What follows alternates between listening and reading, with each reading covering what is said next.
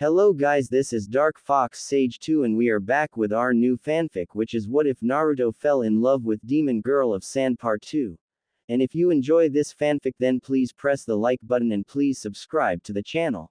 It motivates me to upload more fanfic like these for you all. Now let's start the fanfiction.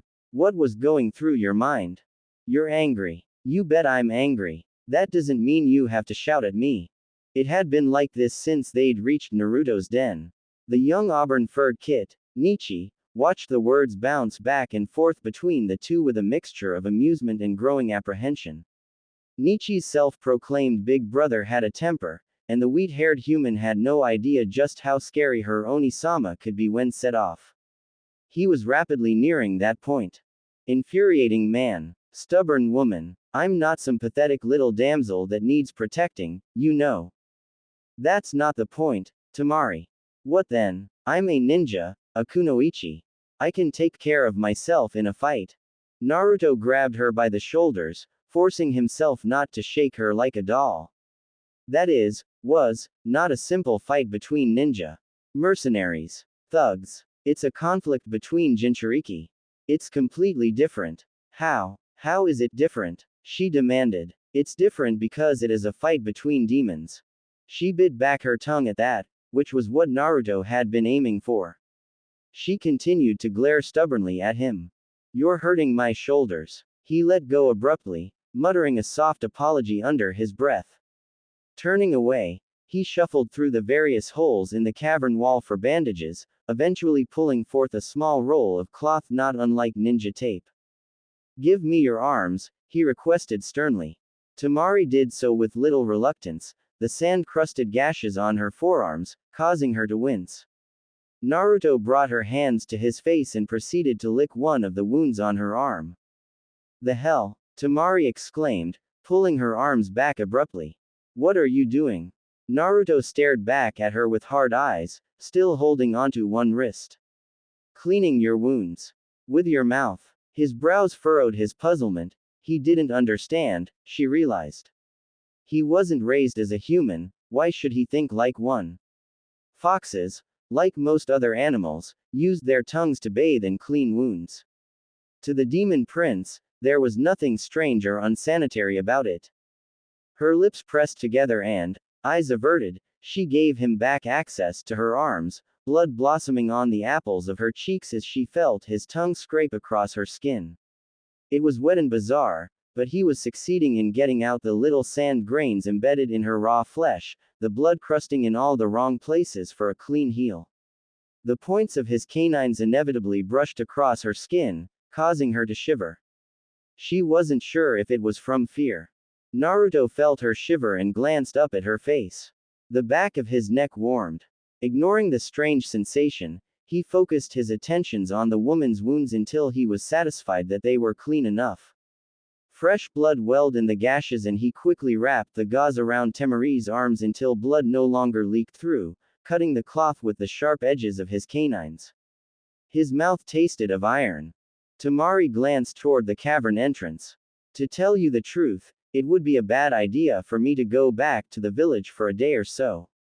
Gaara is very upset, and that isn't likely to change for a while. However, I don't want to leave Kankuro to take the heat for me. She glanced at the other blonde. Care to put in any ideas? The demonic man adopted a thoughtful expression. Nichi trotted up to his side, yipping as she placed her paws on his shin. What is it, Imouto? The tunnels, Onisama. The tunnels. His face lit up with a grin. That's a great idea, little sis. He said, picking her up. Nichi let loose a rare purr. Temari, however, couldn't understand the small fox's barks and coughs. What's a good idea? Naruto only smiled knowingly. You'll see. You're shitting me. I assure you, I am not, as you so delicately put it, shitting you. She bent her knees, gazing into black cavern with wary eyes. I don't like dark spaces. It was true. Despite the black scorpion's base being underground, it had not instilled within her a resistance to claustrophobia. Her youngest brother had brought upon her a dislike of the dark, and the years had taught her that narrow, Dark places only led to dangerous situations, ambushes being among the most common. I assure you that the tunnels are quite safe. They were created during the Shadaime Hokage's reign, the demon prince explained, as evacuation routes during invasion. True, they have been forgotten and as such have fallen into great disrepair, but the roots that hold the walls are sturdy. So, no one knows these are even here anymore? She asked, noting the drape-like vines hanging over the hillside opening like ooze. That's not entirely true. Anbu occasionally frequent the tunnels to get from one place to another more quickly and inconspicuously, but it's not always efficient, so those times are generally few and far between. She glanced over at the other blonde. Running into one of them is going to spell trouble for me, isn't it? He laughed and shook his head. Not as such. There's no law or rule to keep people from using the tunnels.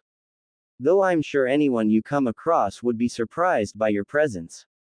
I get how this is going to keep me off my brother's radar until he calms down, but I don't really see how it helps. He merely smiled at her before exhaling into his hands. Kitsunebi, he whispered, causing a pale blue flame to burst into life in one hand. Come, I'll show you. He looked up. You're going to have to get off my head now, Nichi-chan. The little red fox barked and leapt off her master's scalp as he ducked his head to enter the tunnel network.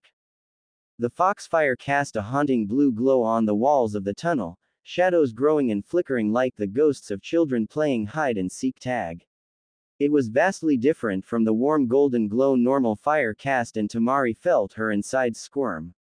She wasn't a superstitious person by nature, but the number of people she had witnessed the death of by Gaara's hand had always left her with a lingering unease at the thought of dead spirits. She knew that he was already aware of where she was staying thanks to his little gray spy, but nonetheless appreciated it when he asked for the sector of the village and street name. The air was sweet with the smell of rot and several of the roots dripped water on her head. I knew I'd find you here. It reminded her very much, too much, of a more familiar cavern hundreds of miles away from where she was now. The hulls were the oldest part of the burrow, constructed sometime during the Nadaime Cage's reign. It consisted of a number of run-down, apartment-like constructs that had fallen into disrepair once an Anbu base was built on the surface above the area. That was not to say that it wasn't inhabited anymore, it had gone from a shining pinnacle of black market power to a slum. Those that lived in the hulls were newbies and others who sat at the bottom of the gang hierarchy with no connections to the people that lived above ground, people who wouldn't make noise. Temari glanced up at the dark ceiling of the cavern as she walked into it. Unlike most of the burrow, the top of the rock formation could be seen here and was littered with shards of broken glass, stray coins, and other glittering objects that made the ceiling appear as if it were covered with oversized stars. Temari herself had never stayed in the hulls. Her position as the daughter of the Kazekage and official ninja of Sunagaku kept her high in the chain, even at the beginning. If someone rubbed her the wrong way, she could immediately turn him or her into the officials above ground, and everybody knew it. It was Suikuta who caught a glint of reddish-brown hair on the cavern wall. Masuzu. The girl looked down from her perch, her large brown eyes widening at the sight of the golden-haired heiress in her companion. Tima-chan, she murmured, dropping down to the ground and walking up to the other female. I knew I'd find you around here. I knew. After a moment of hesitation, Temari leaned down and embraced her old friend. Gods, Masuzu, what are you doing, coming to a place like this? This isn't like you. Not at all. I didn't have anywhere else to go. Temari pulled away, placing her hands on the smaller girl's shoulders. Masuzu's large brown eyes were glazed with tears that seemed to glow orange in the dull lamplight. A dark purple bruise stained her cheek. Despite their deep friendship, Temari and Masuzu were almost nothing alike. While Temari was the shinobi daughter of the Kazekage, Masuzu was a typical, middle-class civilian girl with divorced parents and a mother who ran a bakery on the other side of town. Temari wore battle kimonos, Masuzu wore shorts. Temari enjoyed fighting and Masuzu hated the very idea of it. The only things the girls truly agreed on were the joys of botany and the thick-headedness of boys. What happened? Temari asked firmly. Masuzu sobbed, stuttering like a child with a speech disorder. Stepfather, I couldn't do it anymore, I wouldn't. Suakuta growled. What did that bastard do? Did he touch you, Masuzu? The girl's silence was answer enough. Fuck, he shouted, violently kicking over a garbage bin. That Sanuva bitch. Sui-kun, Masuzu murmured, please. It's my fault. If I wasn't there, mother. Temari silenced her friend with a sharp look. Not another word. Who told you that bullshit? Masuzu was too upset to answer. An explosion shuddered through the burrow, quickly followed by screams. A soft, golden tail pulled Temari out of her thoughts by wrapping around her wrist. Nichi yipped and Naruto's eyes were filled with concern. Temari, I think, I hit my head. The demon prince was halfway down a fork in the tunnels, while she was staring blankly down the other path. You don't want to go down that way, Temari. That leads to the sewers. He wrinkled her nose. Yeah, sorry, Naruto. If she was surprised that he didn't relinquish his hold on her once she was by his side again, she didn't show it. His face lit up with a smile. You know that's the first time you've called me by my name since you first asked for it. She blinked at him and slowly grinned back. Wrong. It's the second. They walked for a while more, the tunnels twisting and forking off like blood-dry arteries. Naruto finally brought them to a stop under a rain drainage grate, stomping out the flame in his hand by making a fist. Early sunlight filtered in from between the bars across his face as he reached up to push the grill aside. Smiling at her, he bent his knees and fisted his hands together. Well, up you go, Temari. You're not coming? She asked, surprised. He shook his golden-haired head. A shinobi village is no place for a person like me. If you ever need a quick getaway, don't hesitate, use these passageways. Any Anbu that have a problem with it, direct them to me. She smirked, placing her hands on his shoulders. Will do, Naruto. Placing one foot solidly on his fisted hands, he heaved her upward and out of the passageway into the awakening village above. Temari landed gracefully, half knelt against the cobblestone alleyway, and glanced back down. I almost forgot one thing, she said, reaching into her kimono before extending her arm down to the demon prince, your flower. His strange blue eyes stared at the blossom for a moment before rising to settle on her face. Temari, I have a question. She chuckled. If I answer, will I get to leave? Yes. She froze in shock, expression growing serious as she stared down at him. What is it? She said quietly. Will you be my friend? She blinked, silent for several moments. Duh. That's your question. You don't want to know the details of the invasion. Suna's structural layout. Who's invading? Nothing. It's not nothing, he protested. Temari frowned, extending the flower further. Go on, take the flower. You keep it, he insisted. Just answer. Baka. She muttered back, retracting her arm. She slid the grate back over the opening, sealing it. Hey, I'll see you later tonight, Naruto. She vanished from his sight then, footsteps echoing down to his ears. He could hear morning birds chirping to the rising sun long after she was out of his range of hearing. Nichi brushed against his leg. Silly, Onisama, asking questions you already know the answer to. Temari, what happened to your arms? The pony-tailed woman looked up from the dishes she was cleaning. She was having a difficult time keeping the suds below her wrists. Kankuro was eyeing her expectantly. Training accident, she replied simply. His gaze remained fairly suspicious. Hell of an accident. She shrugged. It's my own fault. Don't worry, they'll be healed up in time for this weekend. It was true, despite the fact that they should have been healing much slower than they were. She wondered if Naruto's method of cleaning the wounds had something to do with it. Kankuro grunted. Good. I wouldn't want to have to fight for two people. It was phrased like an insult, yet Temari's heart warmed. No one in their family was much good at voicing their affection, but they nonetheless had their ways. She opened her mouth for a snappy comeback, but stopped short at the sound of a door sliding open.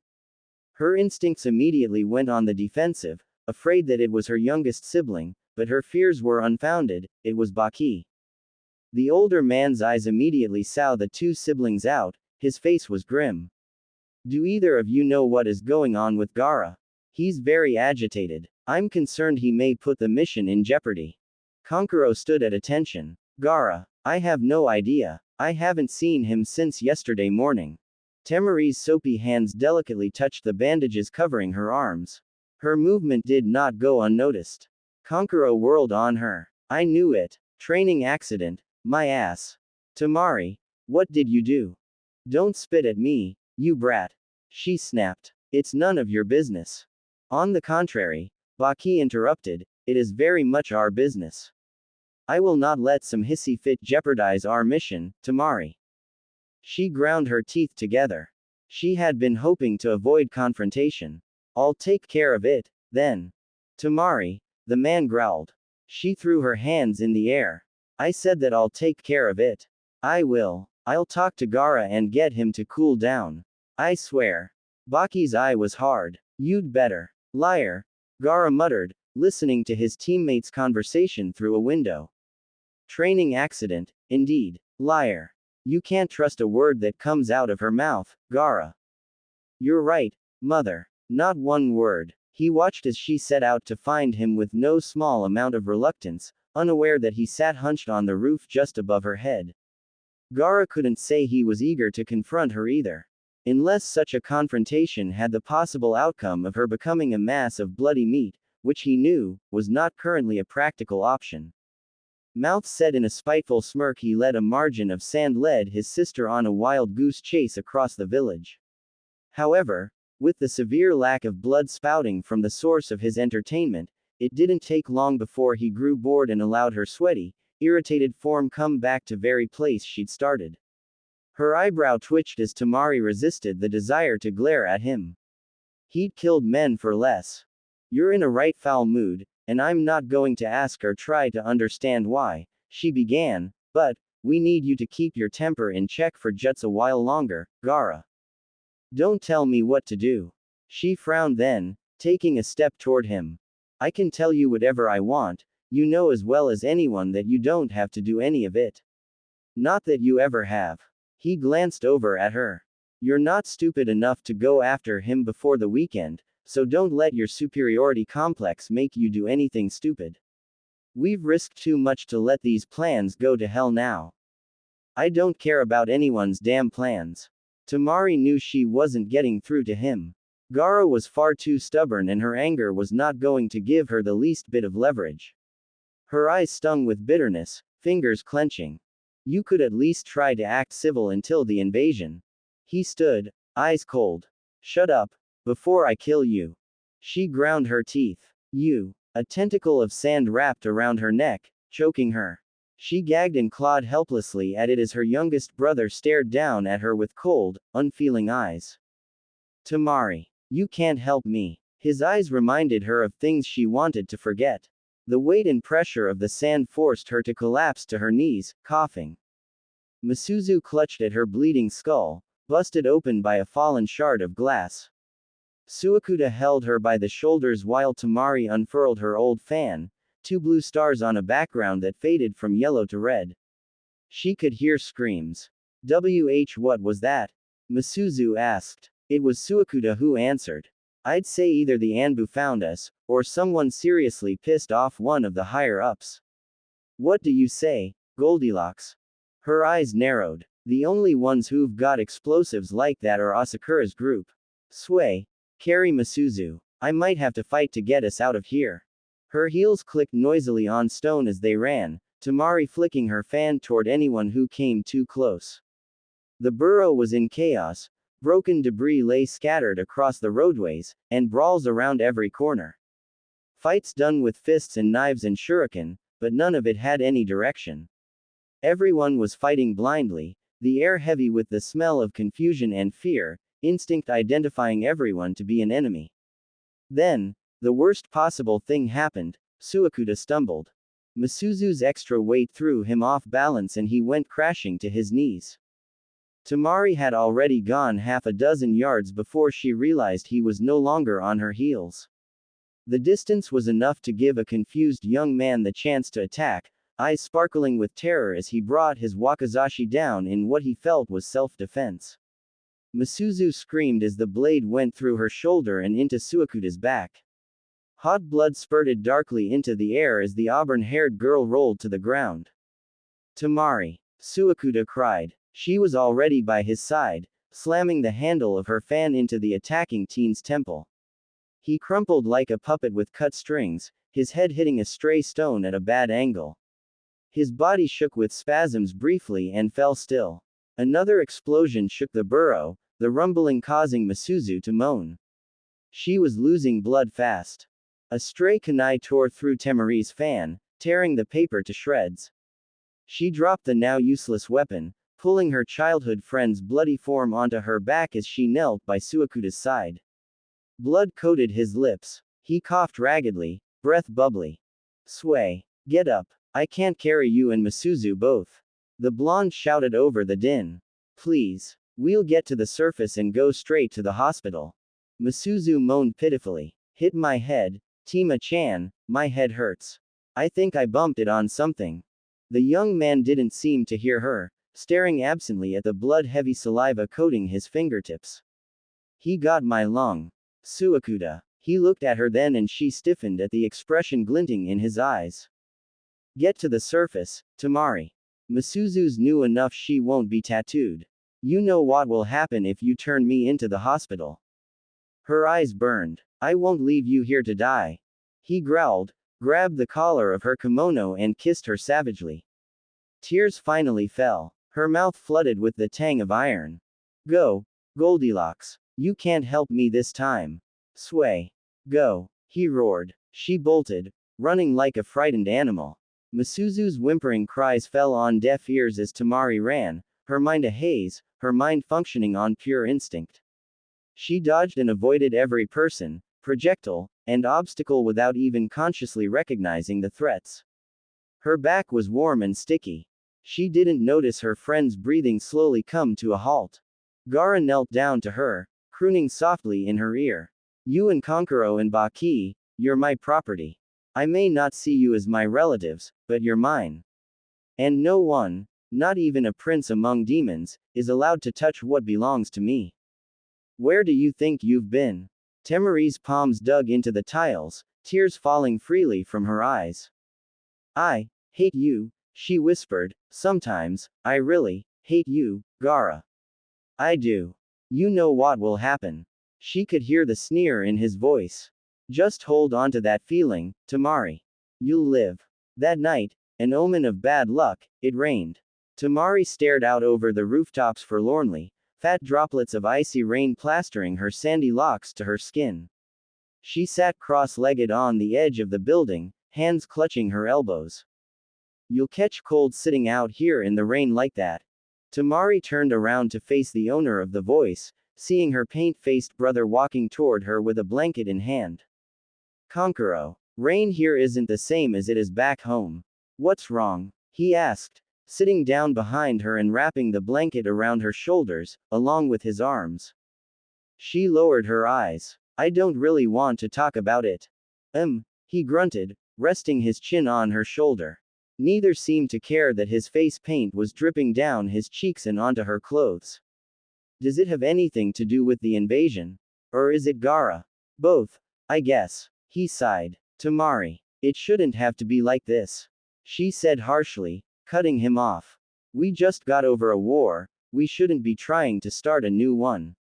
We strived so long for peace and just when things start looking better it's all shattered just because of Otu-sama's stupid greed. It's ruining everything. Konkuro pulled his head away, frowning. There's more to it than that, Temari, and you know it. The daimyo. Who cares about the damn daimyo? She snapped, whirling around to face him and Konkuro drew back in shock at her fierce expression combined with the rain running down her cheeks in place of tears.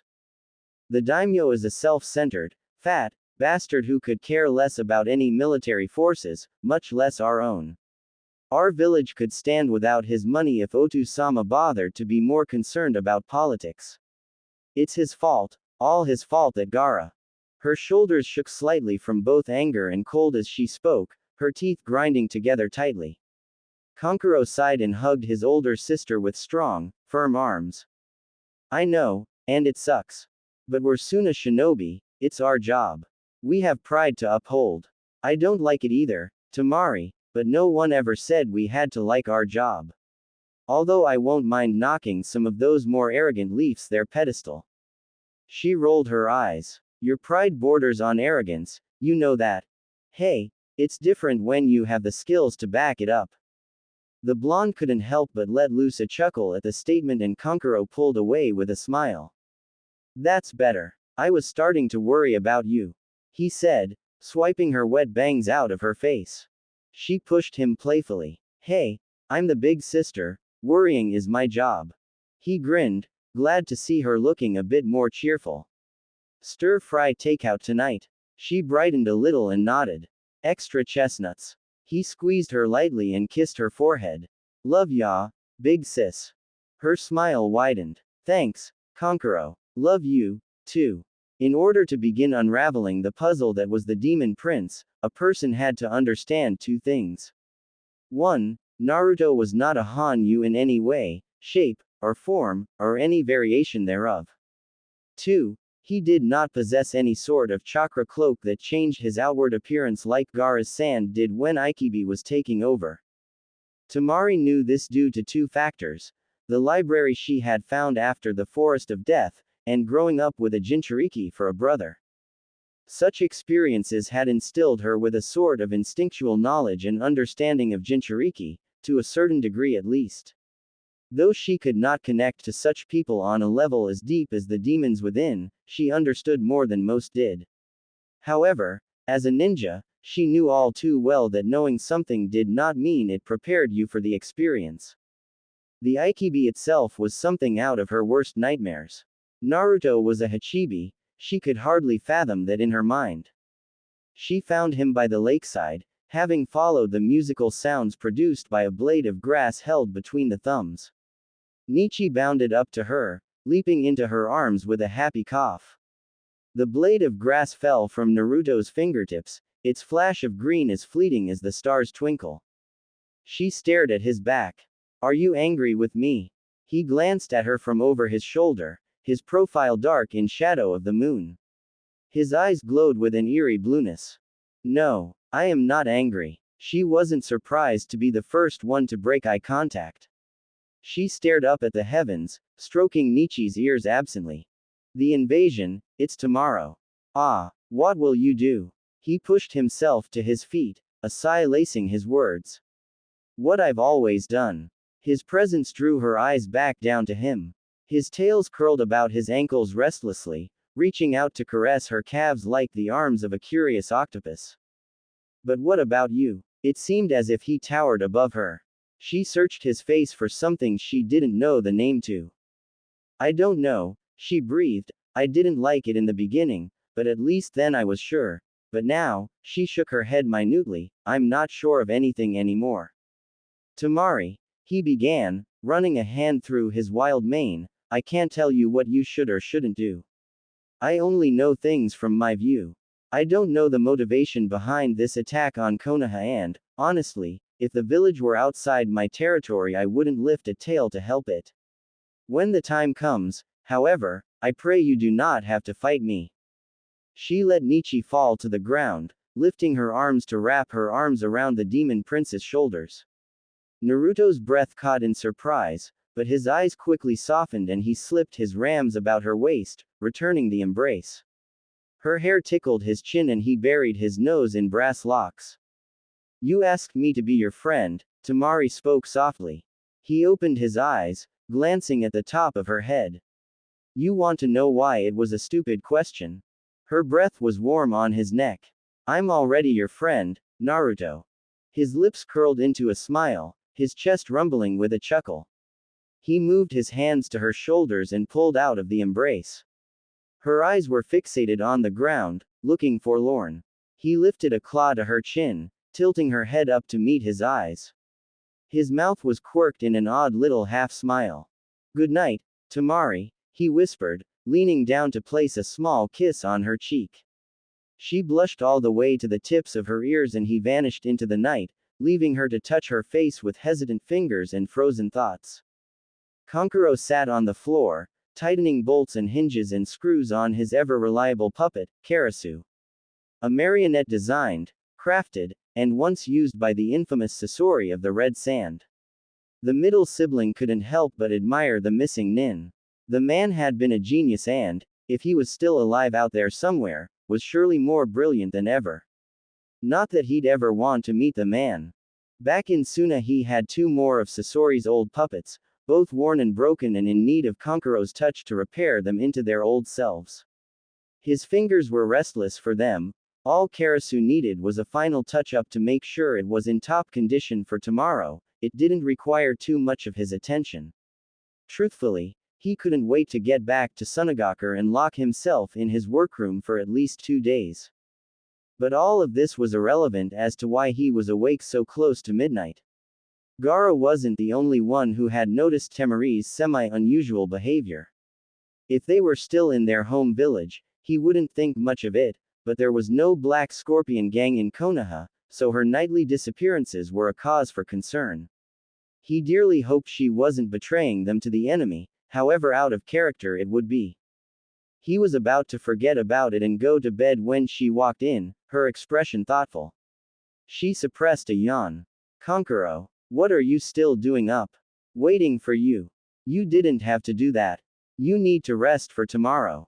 We all do, she said, making her way to her room. Temari, Kankuro stood, I need to know that you're still with us. Her hand paused on the doorframe. Silence hung between them for several uneasy moments before she sighed. I don't know what you want me to tell you, Kankuro. Why? He pleaded. I don't understand. She turned to face him, but did not meet his eyes. I can't say I do either. His face contorted with frustration. How could you? To your own village. Don't think me so petty. She snapped. I'm not so lowly as that. I haven't sold Suna out. Her voice quieted, I can't be a part of this.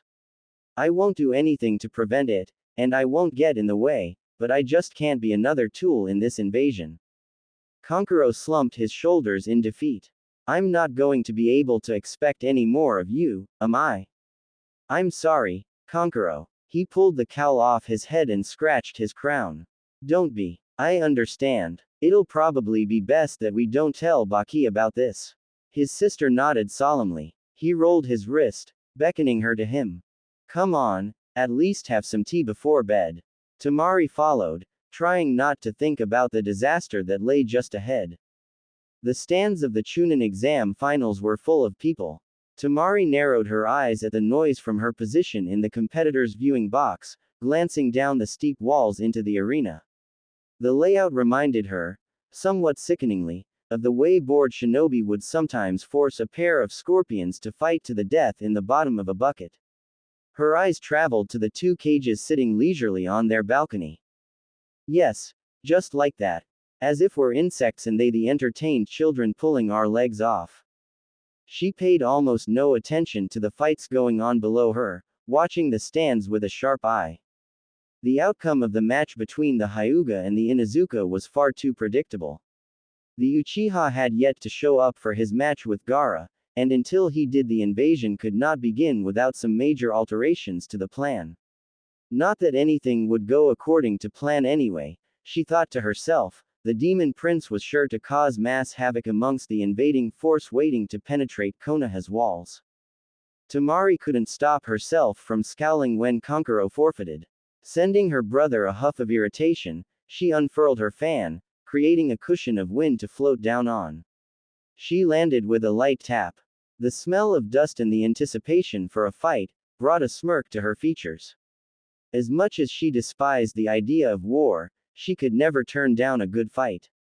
Ah, forget it, I forfeit too. The crowd roared in disapproval and Temari's face crumpled into an expression of fury. Like hell you will. Get your ass down here and fight me, you lazy bastard.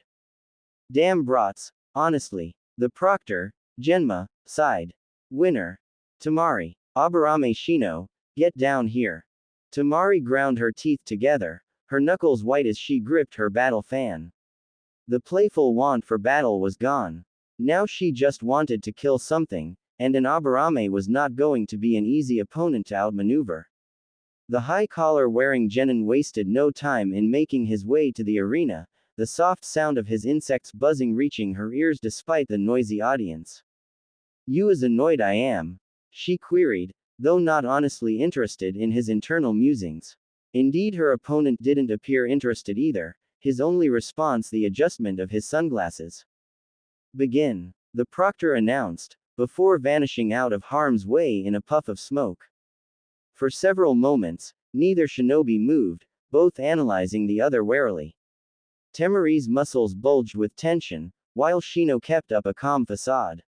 It was the Suna Kunoichi who made the first move, swinging a gust forward and forcing the tall teen to leap out of harm's way.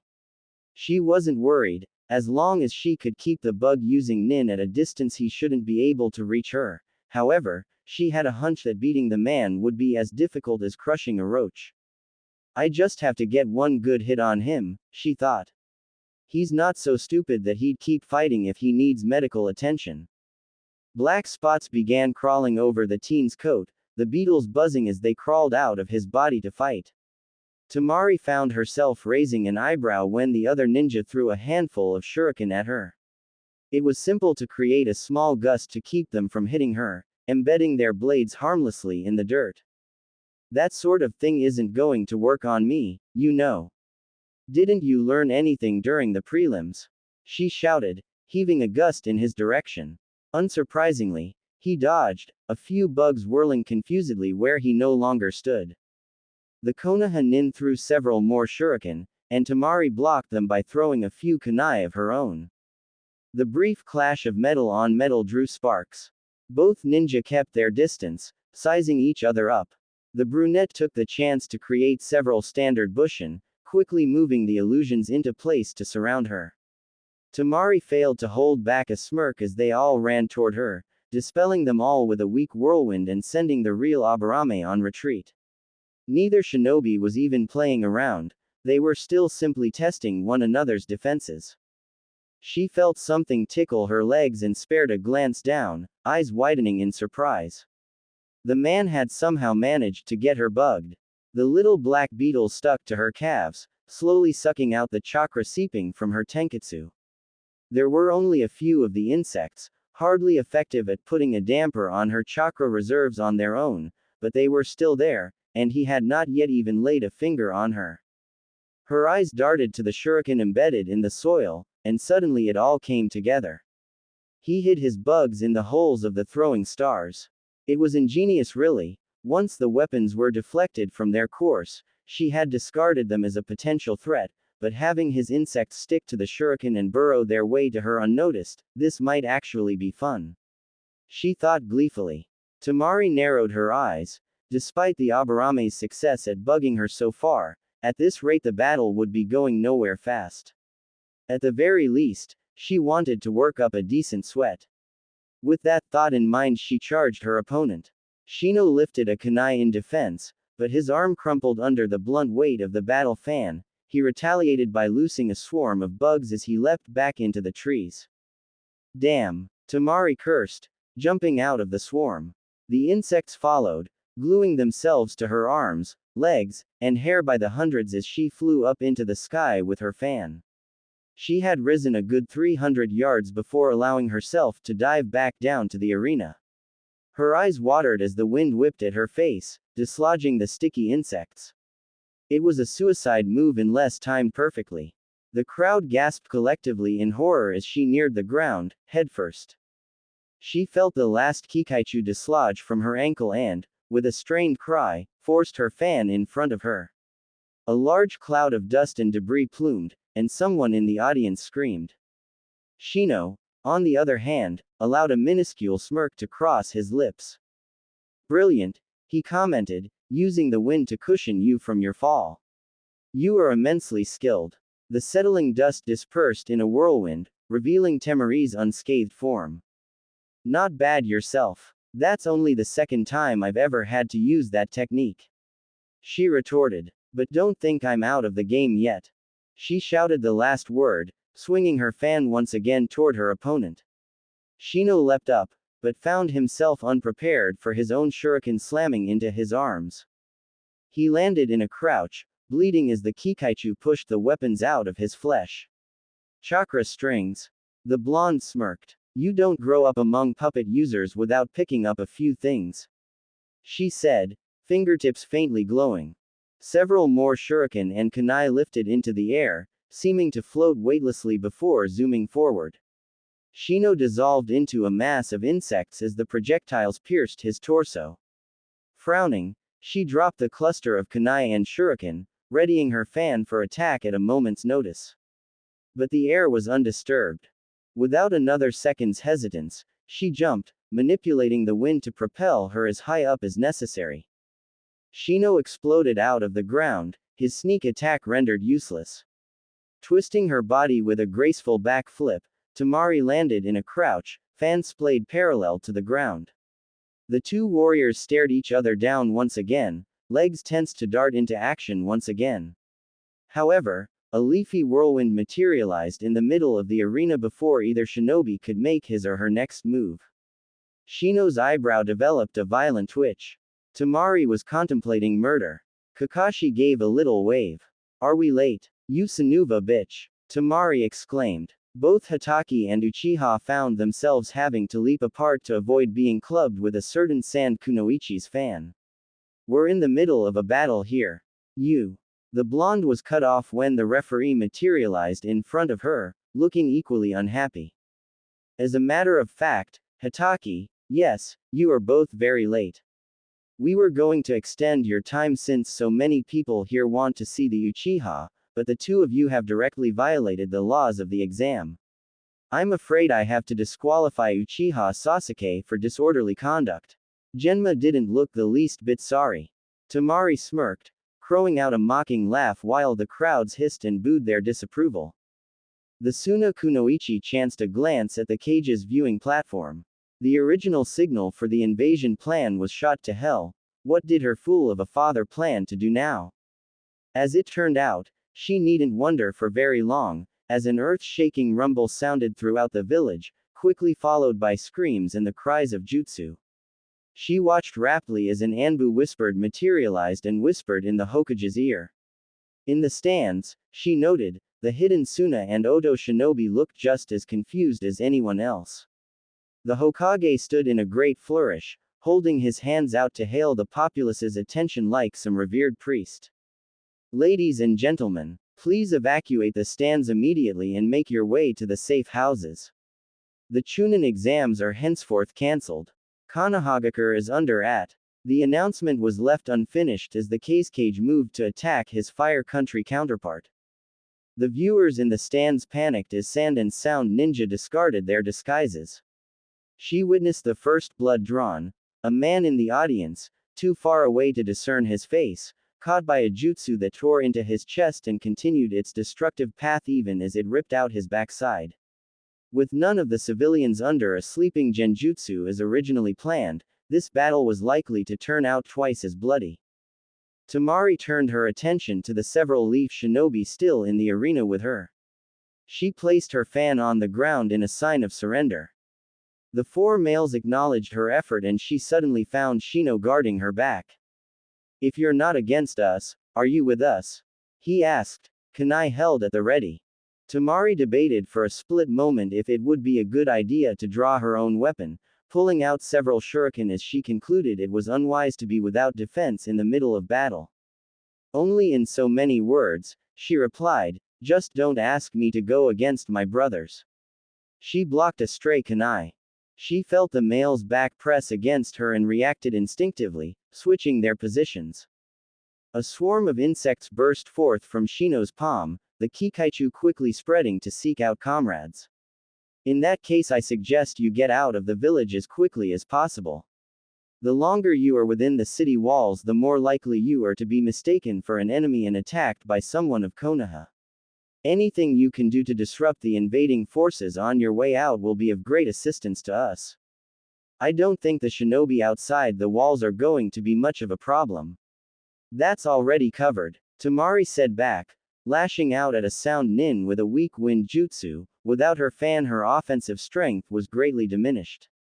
She caught Shino's eye over her shoulder and had the sense that he was frowning. By whom? Naruto had never been fond of snakes. Kyuubi had never been fond of them either, and he absently wondered if was some ingrained influence of his foster father that he so despised serpents. Dealing with common snakes, native and not native to the area, flocking to his territory for the better part of a month was bad enough, but having to stare down a 150-foot summon really took the cake. At least the two-headed monster wasn't so stupid as to think the demon prince of Konoha wasn't a threat. Oh, no, it could certainly sense that much, but he was becoming increasingly agitated that what the beast lacked in intelligence it made up for with sheer size and brute strength. Not that Naruto was without inhuman strength himself. Sending his animal opponent crashing through Konoha's outer wall was proof of that, however unplanned, but he was no ninja, and battling a creature larger than most buildings could hardly be called even ground. And I've no animal form until the 9th tail is received, he thought sourly, dodging a swipe of the serpent's tail. His whiskers stood on end, alerting him to even the slightest change in the air around him. Teeth bared, he turned to the gaping Konoha nin hiding in the trees. You know, the least you shinobi could do is make yourselves useful out here. He snarled. Apparently snapped out of their odd stupor, several jutsu blasted out from the trees, crashing into the snake's scaly body. The demon prince's fingertips glowed dully, his claws growing and hardening into a set of deadly talons. He wasted no time taking advantage of the great serpent's distraction, leaping into the air and latching onto the monster's body, nails puncturing the dinner plate-sized scales as he climbed up its spine to its left head. Unfortunately, the right head spotted the golden-haired demon and lunged for him. Naruto did the only thing he could do to prevent falling off. He dug his fingers straight into the oncoming head's eyeball and held on tight. The beast let out a horrible shriek, flailing violently as the sensation of pain reached its brain. Ocular fluid and blood dripped down the demon prince's arm as he swung himself to the top of the head and used the momentum of the thrashing to drive his hand into the other eye. It wailed again, this time crashing to the forest floor, forcefully knocking him off. It was an easy feat for Naruto to break his fall, speeding through the air gracefully and using his many tails to catch himself in the uppermost boughs of a tree. He planted his feet solidly on the trunk, nails digging into the branches. He had hoped that the damage done thus far would be enough to coax the summoned beast into dispersing, but as the uninjured head swung its enormous cranium around, it seemed that it would not be so. You, with the green bear mask. Naruto barked. Said Anbu glanced up at him in surprise. I need some of your kunai. Oh, okay. The man said, throwing several of the weapons up to the demon. You're on our side.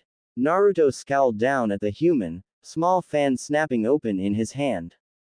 I live here too, don't I? Try to keep it occupied for me. He exclaimed, pushing off the tree and leaping back into action. Working fast, he placed one of the kunai between the folds of the fan and narrowing his eyes to take aim. 3 kunai, 3 shots. One of the ninja had managed to get himself onto the snake's body and blew a stream of fire up at the uninjured head. Hissing furiously, the beast turned to focus on the pint-sized human. Naruto swung the fan and let the kunai fly, propelled forward by wind. The blades, metal and wind alike, struck true, burrowing deep into the serpent's pupil. Again the great summon shrieked in agony, thrashing as its sight was diminished further. The blind head tasted the air with its tongue, hissing ferally as its nose swiveled to focus on the hidden demon prince as the left head continued to focus on the ninja. The sightless head slithered toward Naruto, splitting off from the main body. Naruto swore under his breath and leapt away as the beast lunged, turning the ancient tree he had been perched on to little more than splinters. Its thick, purple tongue flicked about wildly, sniffing him out. The blonde demon ground his teeth together and slipped the second kunai into the fan. However, the snake wasn't giving him the chance to make his attack, lunging after him with single-minded determination, forcing him into a retreat. Whatever openings there were in the summon's pursuit, Naruto didn't have the time to take advantage of. He flitted through the trees as if he were the wind itself.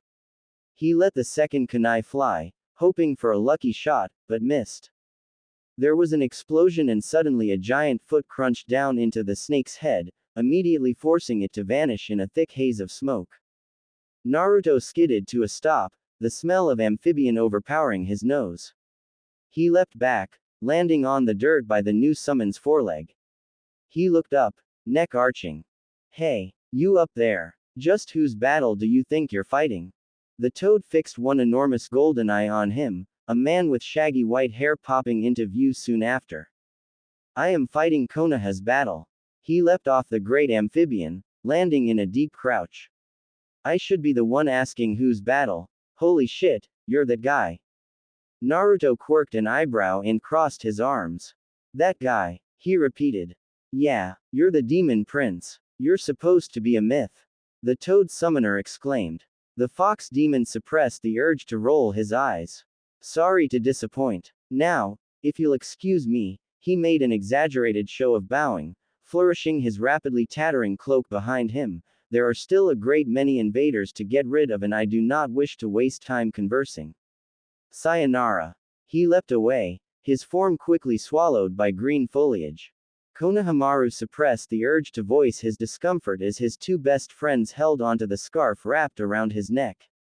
The three of them had already gotten separated once in the chaos of Konoha streets, they didn't want to lose sight of each other again. The three children tucked themselves behind a garbage can as more experienced ninja ran through the cobblestone streets. He glanced back at his friends. Moegi was biting her lip worriedly while Udon's nose was running more than usual as tears streamed from his eyes. We sure chose the wrong day to play hooky, guys, he muttered. Understatement of the year, Moegi shouted. Konohamaru slapped a hand over her mouth, effectively shutting her up and making her even more irritated. Quiet. Do you want the enemy to find us? Moegi wilted at that, shoving the boy's hand away. Konohamaru focused back on the street, waiting for it to empty. We have to get out to the forest, he muttered. His friends started at that. The forest. Udon began fearfully. Are you crazy? The female of the group hissed. That's forbidden. Do you want to be eaten by the demon prince? You actually believe that crap? Konohamaru retorted, making them flinch. It's that or the invading ninja. He glanced at the street.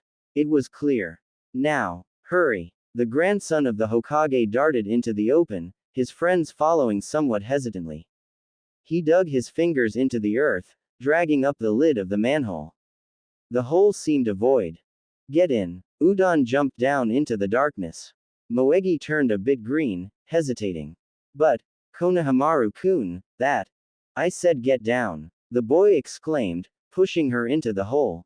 She vanished with a small shriek, falling into her other teammates' waiting arms. Konohamaru knelt, preparing to jump down into the manhole, when a gray figure caught his eye. He whipped around, eyes wide. Tsutsuma-kun, he exclaimed, embracing the fox tightly as it jumped to place its forepaws in his chest. The three-tailed kitsune licked the boy's cheek and coughed.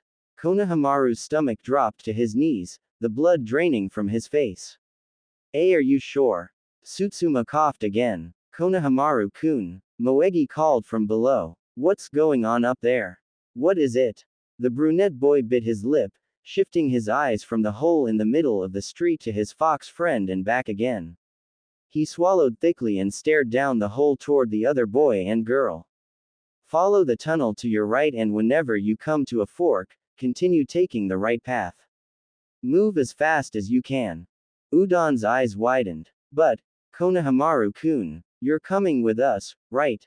Moegi interrupted, her eyes filling with tears, right? He grabbed a hold of the lid again, pulling it back over the opening. Sorry guys. I have to help Grandpa. You guys get to the forest and stay safe. The lid closed, the sound echoing like a death toll.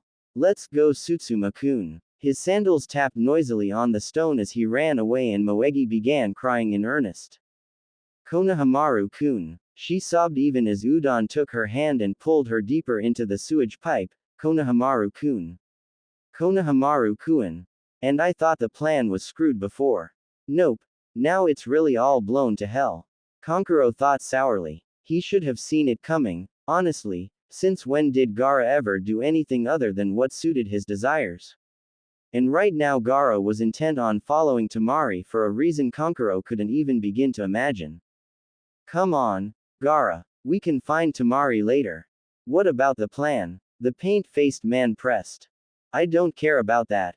So we're just going to leave the other Suna shinobi out to dry. This plan can't fall through without you. Shut up. The redhead snarled. Let them rot. I have to kill him. The puppet wielder was caught by surprise. Him? Who? Gaara didn't even spare him a glance. The demon prince. Kankuro chuckled nervously, beads of sweat forming on his brow. Gaara, you know that guy's not real. He's just a legend.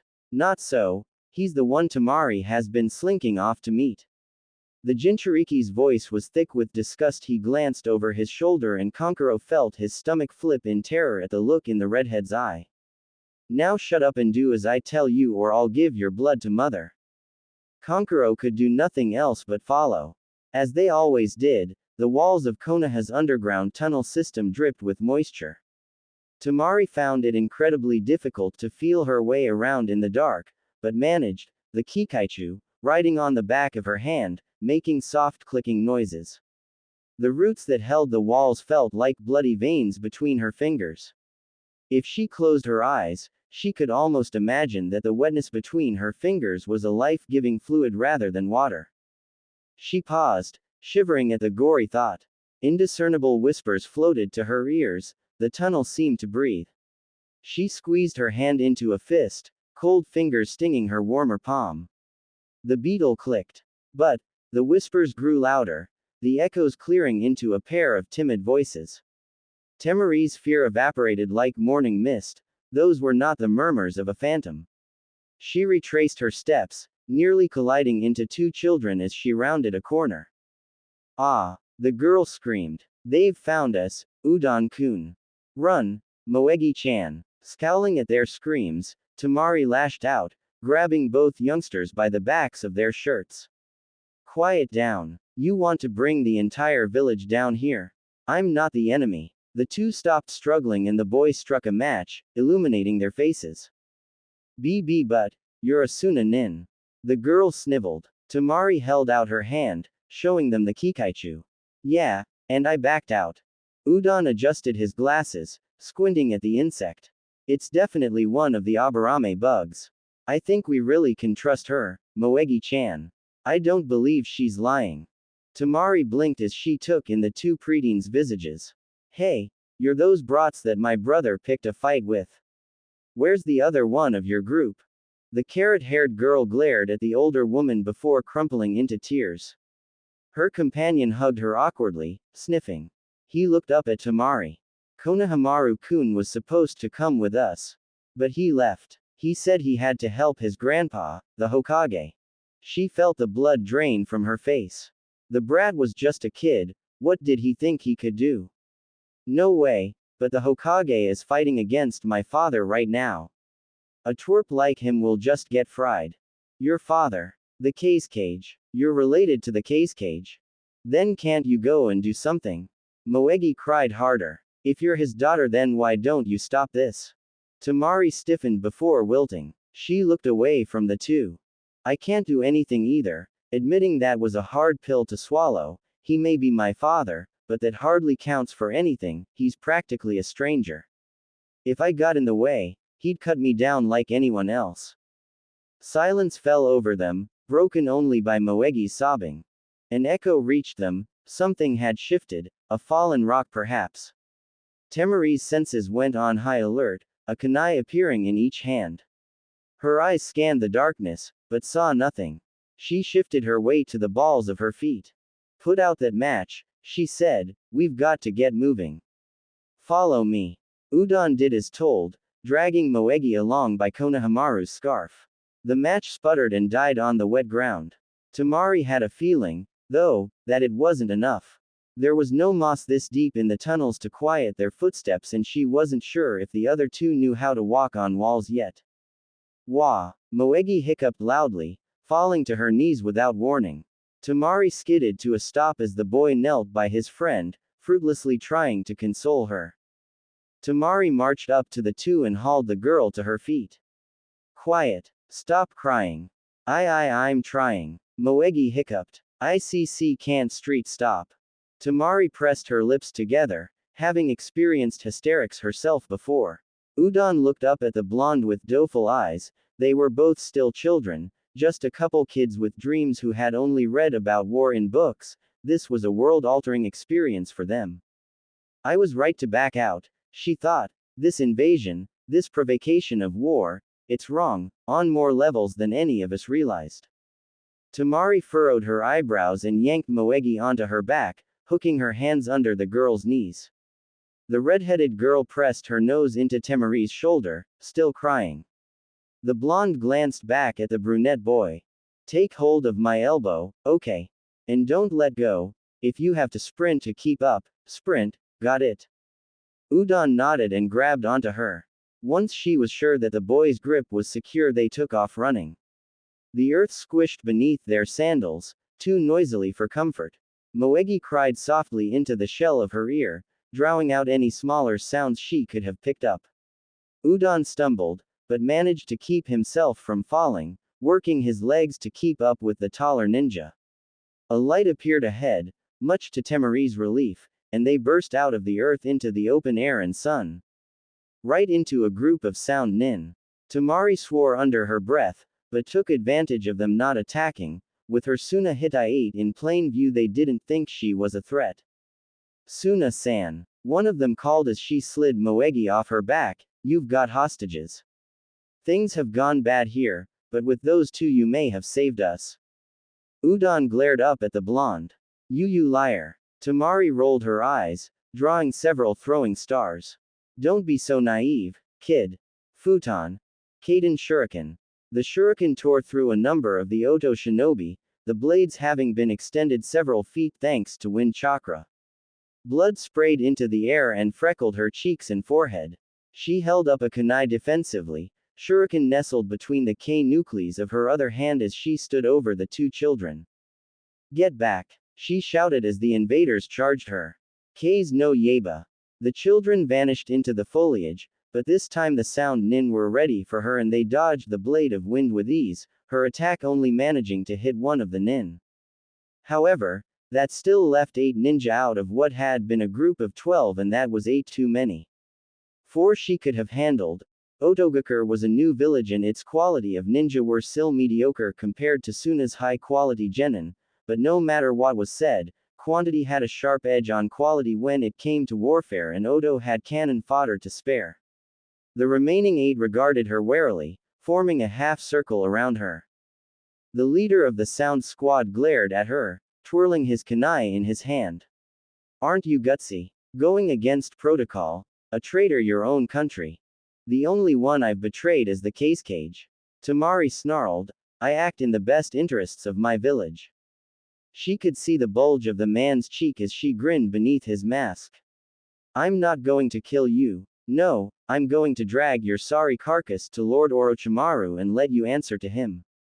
She gave the man a stiff middle-fingered salute.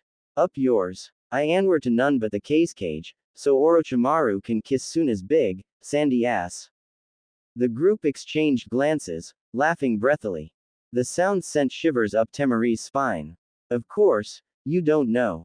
The leader spoke up again, the Yondaime case cage has been dead for weeks.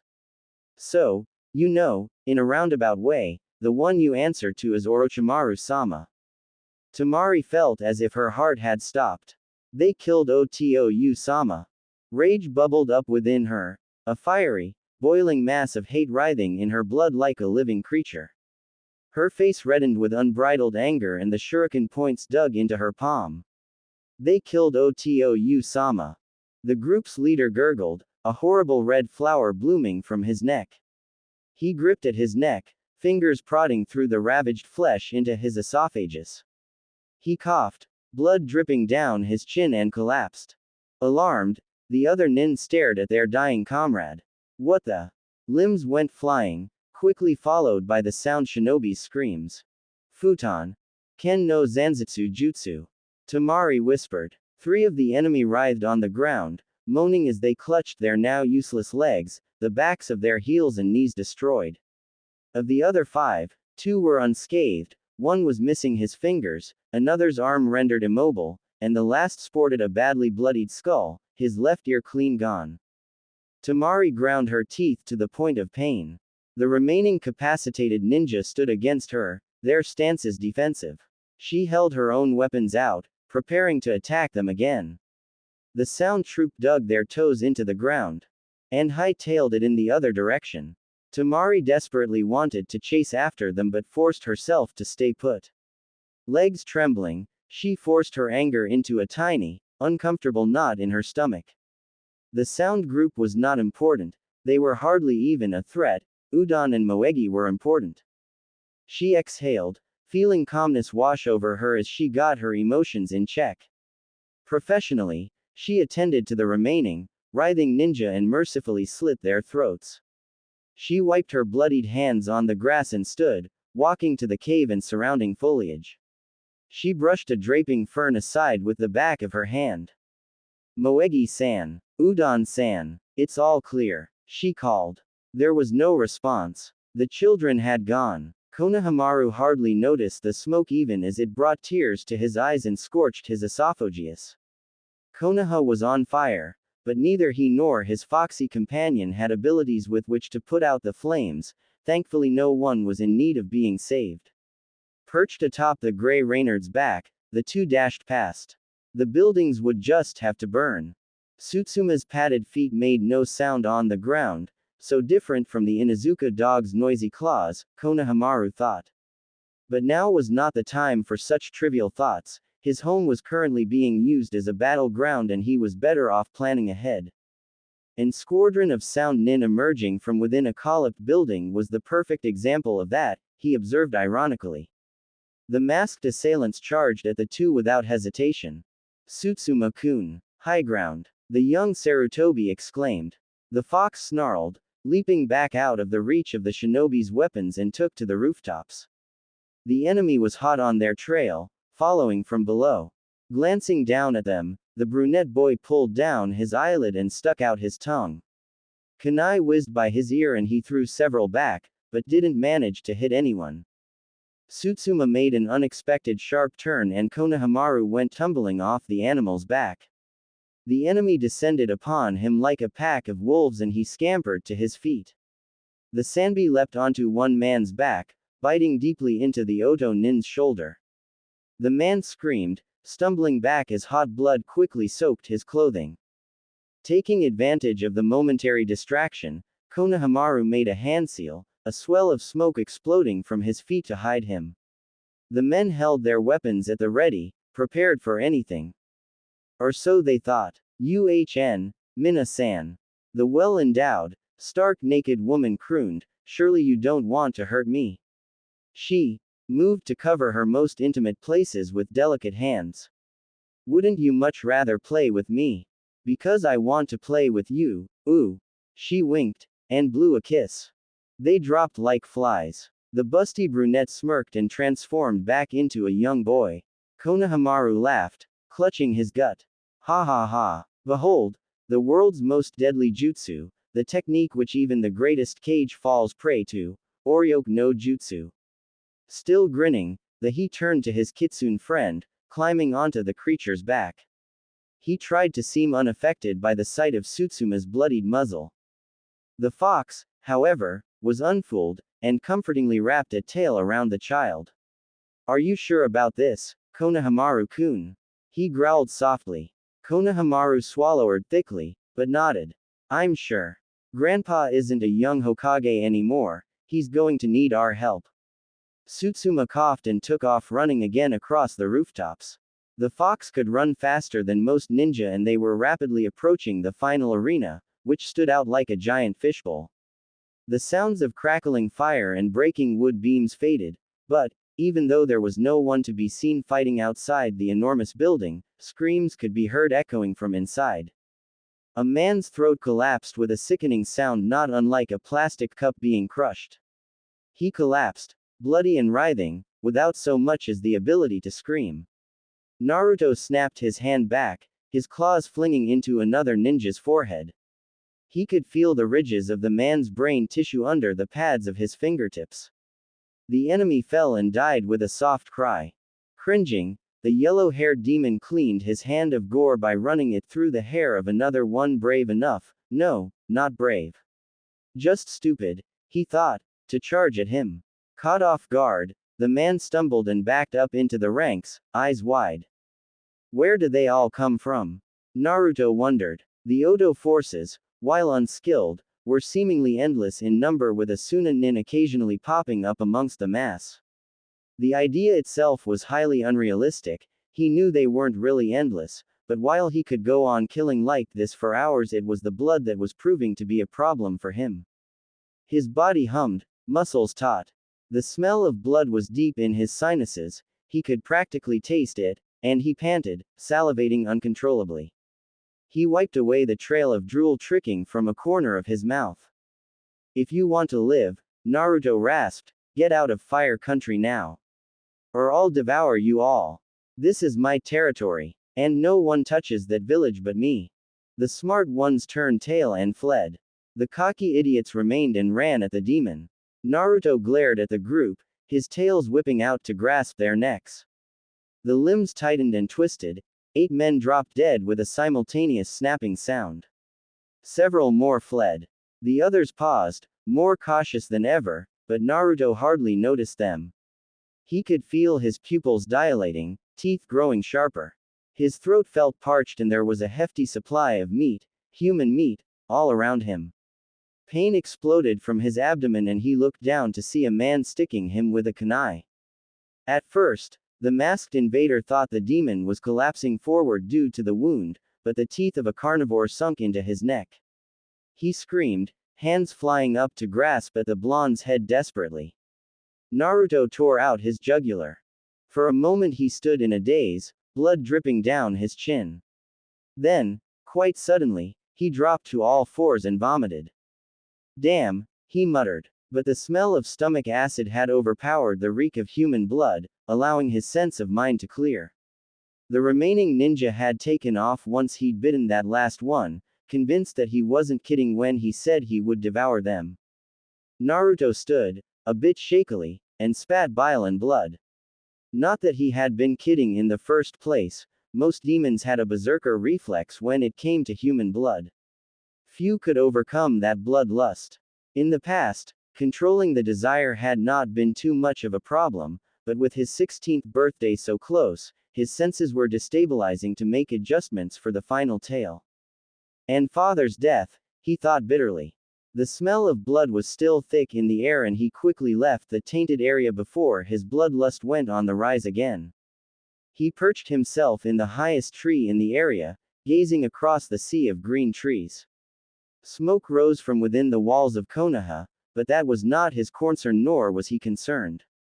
In the distance, he spotted the enormous toad summon he had run into earlier stomping through the trees. Though his fight with the snake summon had left an enormous hole on Konoha's outer wall, the enemy was no longer flooding into the opening. Most were fleeing, sensible enough to know that the invasion was now a lost cause. Konoha had the upper hand now, and was overtaking their adversaries with ease.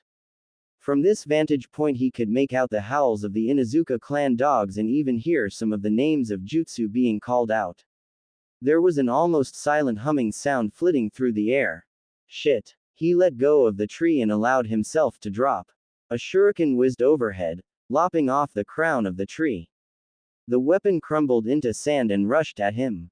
Naruto furrowed his brow and spat out a bright blue flame, turning the sand to glass and rendering it useless.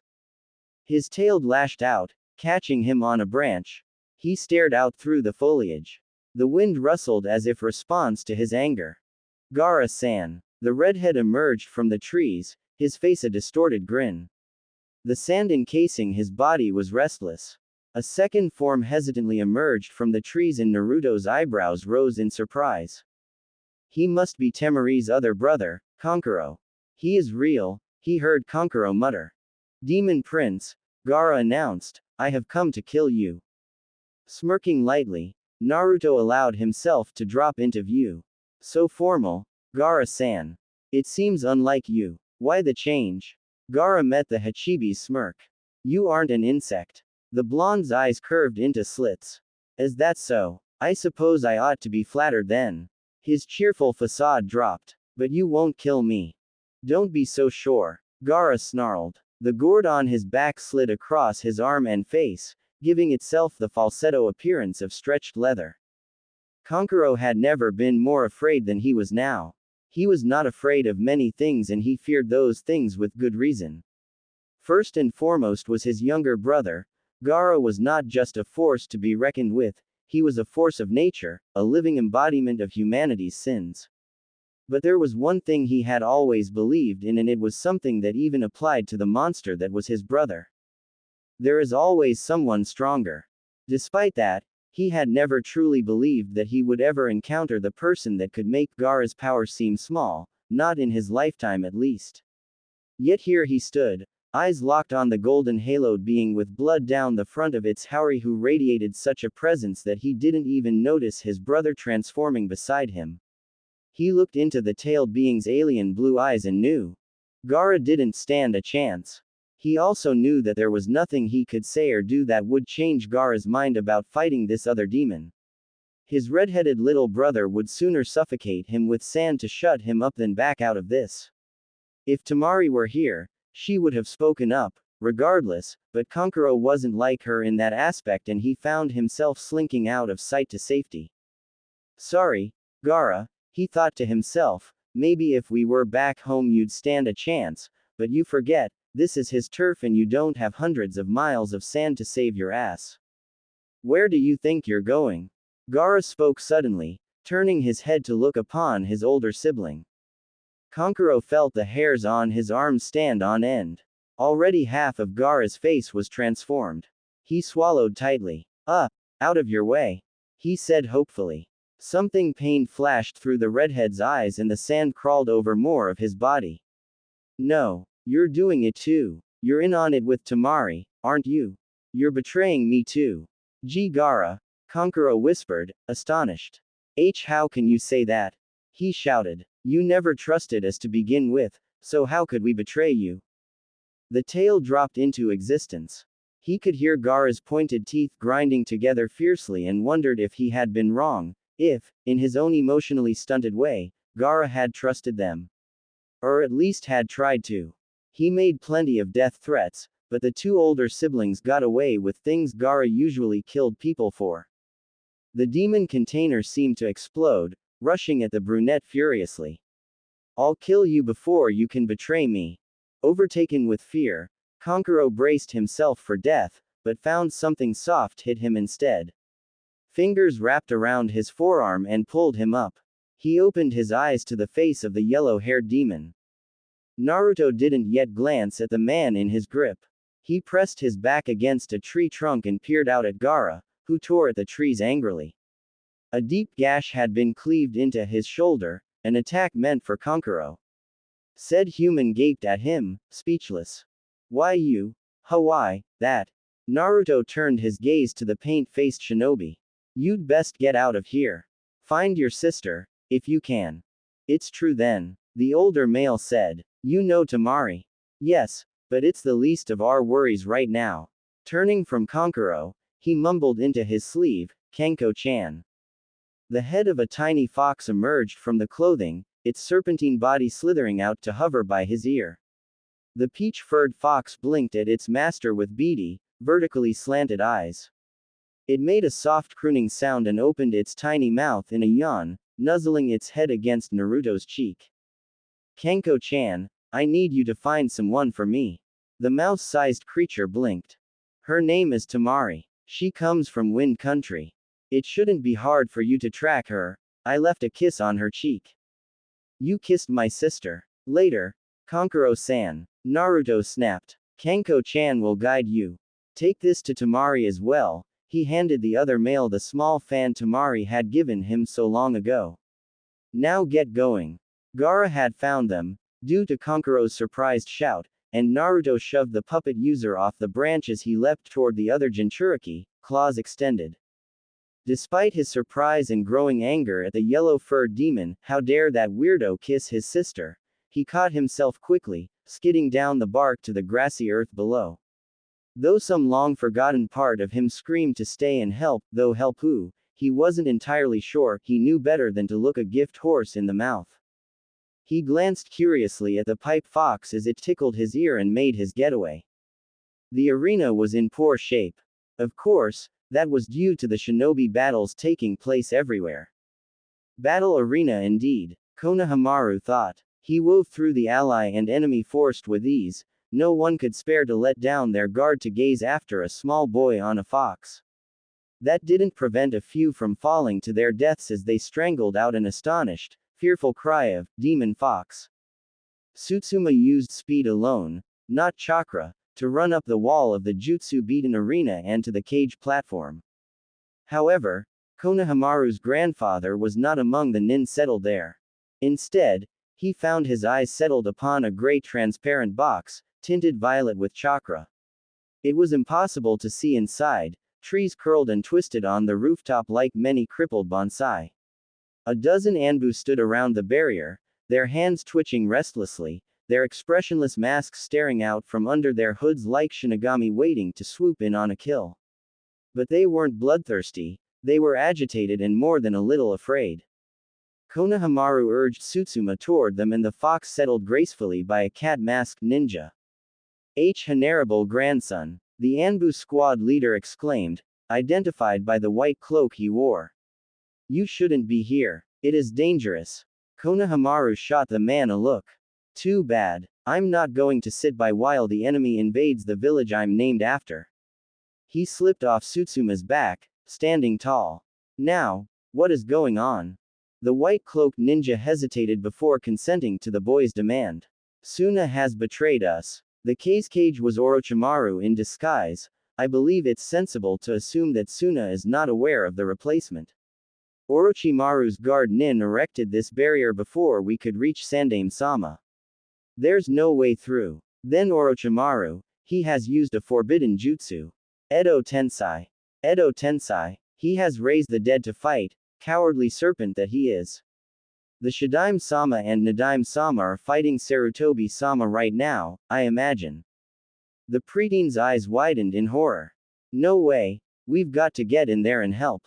The man who attempted to breach it died on impact and his body was consumed by fire. We have tried several jutsus, but there is no way for us to penetrate it. Konohamaru's mind was racing as he took in the situation.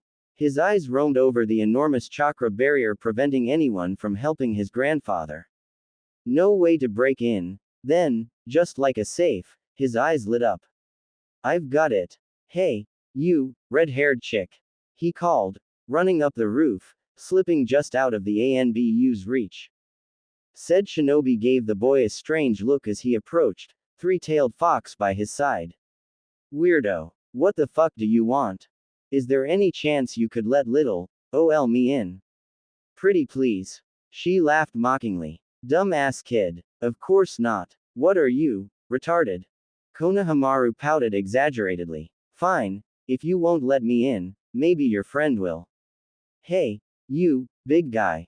The bulky nin looked over and met the redhead's eyes, both dangerously confused.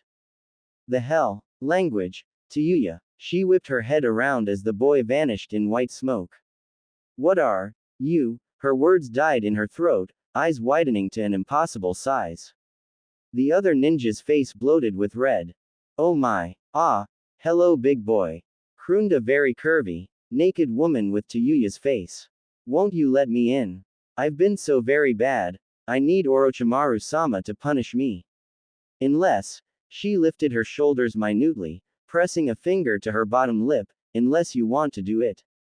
The man looked like he was about to hemorrhage to unconsciousness at any moment. You little fucker. Just whose tits do you think you're flashing, you little shit-eating cocksucker?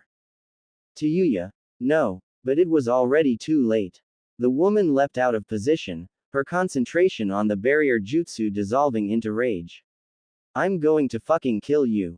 The Anbu wasted no time rushing in now that the barrier was gone. Konohamaru jumped out of Tayuya's rampaging path with the aid of Tsutsuma. She glared up with death in her eyes as he blew a raspberry at her. Don't you know? He shouted at her, still in the form of the kunoichi's naked body. A woman's deadliest weapon is her body. Shut the fuck up and let me kill you, shitstain. You don't make a very convincing argument. RRGH. You're going to be hamburger meat by the time I'm through with you, you little bastard. She roared, whipping out, to Konohamaru's surprise, a flute. I'm going to play you a melody of death. Konohamaru released the transformation, landing heavily on the roof tiles opposite her. Battles raged around them, the sound shinobi finding themselves each facing 2 or more Anbu. He watched as the many-armed ninja shot out some net-like jutsu, and another suddenly became 2 people. 3 more Anbu leapt at Nadaime, over only 1 person was taking on the Shadaime, cat. Trees and wood burst from the rooftop beneath both men's feet. I didn't know any of the Shadaime's descendants had Mokuden. Does the legendary Tsunade have an illegit kid or something? Konohamaru wondered. Tayuya's lips sneered her flute and the young boy sent a kunai whizzing by her cheek, gaining him a few seconds. He knew better than to assume it was an ordinary flute. Tsutsuma-kun, go help grandpa. The Reynard yipped in protest. You'll be able to do more against Orochimaru than the Anbu can. I can hold my ground against this chick. I don't know what you're planning over there, the redhead growled, but it won't be enough to save your scrawny ass. The human fox team charged her, much to her lack of surprise. She reeled back as the fox neared, its jaws outstretched to sink its fangs into her arm. And it sailed right by. Her eyebrows rose, that had been unexpected, and she nearly managed to avoid the kid's fist aiming for her nose. He jumped back as soon as he was aware of his miss, but her fingers caught onto his long, blue scarf. You filthy rat, she snarled. The fact that the Sanbi was headed for Orochimaru was not lost on her. She had underestimated the young boy. Konohamaru gagged and scowled as he lifted his hands to grip the material around his neck. I'm not a rat, he shouted, concentrating his chakra. If anything, I'm more of a cross between a fox. The scarf whipped into life, twisting itself around the stunned kunoichi's body, and a monkey. What the fuck is this? She exclaimed, feeling the material tighten around her like she was some sort of to-be mummy. Ha, isn't it obvious? Konohamaru declared haughtily, my scarf if made of a special, chakra-conducting material. It's also fire-resistant, water-resistant, stain-resistant, and tear-resistant. Good luck getting out of this. He dashed forward, swiping her flute right out of her fingers. Hey, shit. Especially without your flute, he continued, waving it around in his hand. I don't know what you use this thing for, but playing some lame-ass lullaby isn't going to put me to sleep. Tayuya snarled. Don't talk about my music that way. He leered at her. Ooh, touchy aren't. What are you doing? Jagged, coal-black lines began spreading across her skin, as if invisible hands were scribbling on her with markers. The surge of chakra that pulsated from her body caused his scarf to fall away, returned to its traditional state of limp, harmless cloth. The cap she wore was torn to shreds by the horns now sprouting from her skull. She grinned. You're so dead. Oh, shit. Moegi and Udon, truthfully, had no idea where they were running. Udon just knew that they had to find someplace safe. As soon as he'd figured out that the Suna Kunoichi had tricked them, he took Moegi's hand and had taken off. That Kikaichu must have been one of the female bugs, he reasoned, and when she found it, she decided to use it to trick us instead of killing it like most people would do. Damn, I can't believe I fell for something so obvious. There was almost no fighting going on now. Konoha was driving out the last of the invaders, but Udon still felt that hunkering down under a thorny bush would be a bad idea. The threat was not over yet. He had initially thought of taking to the tunnels again, but dismissed the idea as quickly as it came. He and his teammate would almost certainly get lost and the Suna woman seemed to know her way around those passages. That would definitely have been a bad idea. Not that we're doing much better right now, he thought bitterly. The forests outside Konoha's walls were forbidden territory, and therefore foreign, despite being on the village's doorstep. And the forest was as protective as it was foreboding. It was nearly impossible to see the sky through the canopy, and the closeness of the trees pressed down like claustrophobia. Their chakras felt muted, and Udon wondered if jutsus would work as effectively here. "You Udon-kun," Miyogi gasped, "I've gotta stop." He glanced back at her. "Not now, Moegi-chan, it's not safe here." "No, Udon-kei-kun, I have to stop." She stumbled as soon as the last syllable passed her lips and collapsed to all fours, panting heavily. Her fingers sank into the loam until she was wrist-deep in soft, green moss. Her cheeks were flushed red with exhaustion. Udon felt his legs trembling and wondered how he had missed the burning pain eating at his thighs. Adrenaline, his mind supplied fleetingly, it was not important. "Okay." He breathed, "We can rest, but only for 5 minutes. We need to keep moving. That's all I need." She spoke, focusing on steadying her breathing so that she wouldn't hyperventilate. He crumpled down alongside her, racking his mind for a solution to their situation. Had always been the brains of the team, despite Konohamaru being the unofficial leader of the trio. He was the one who decided where traps were set, what formation they took on a mission, triangular or diamond. He was the one who was strongest in taijutsu, he was a mathematician, and fighting could be calculated and solved just like arithmetic. Pivot 115 degrees left on the ball of your right foot. Keep your chin parallel with the ground, turn your hand 200 degrees when pulling your fist back to your side. Enemy X has 8 possible paths of offense and 3 defense, also a 6% chance of retreat, 20% if KI is used.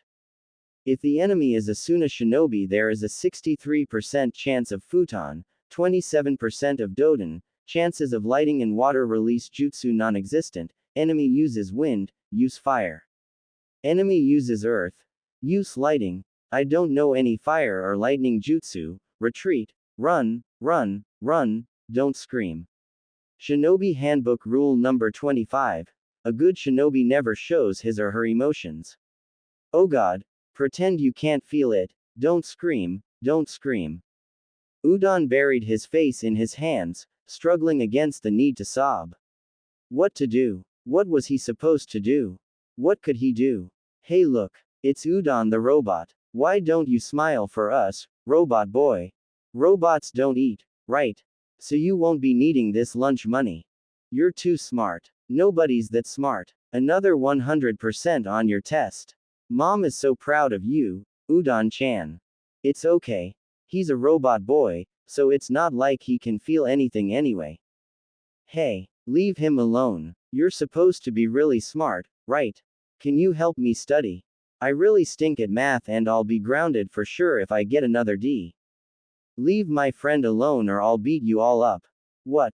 Of course we're friends, Udon-kun. What did you think we were?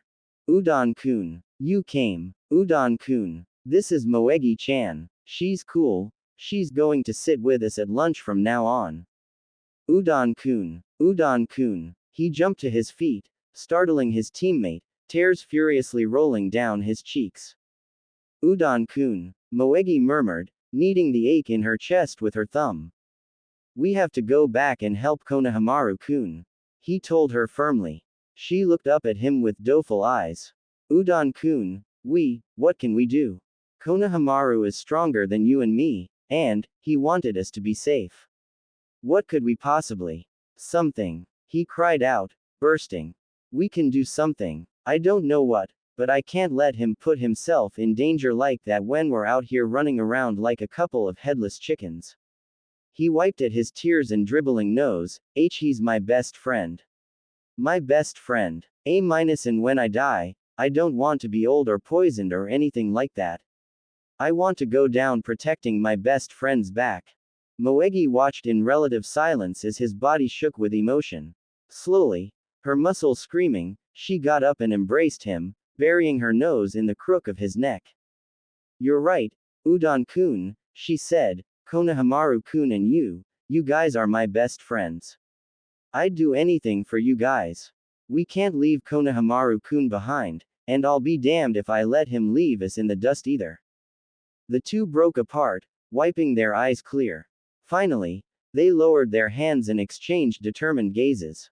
Udon nodded resolutely. Moegi retied her hite-8 more securely to her forehead. From here on out, we're no longer children. No more childish pranks. He reached out to streak her cheeks with the mud stuck to his fingers. She reached back and did the same to him. Or whining about missions that stink. No more fairy tales. We're shinobi. Kankuro was beginning to get seriously frustrated.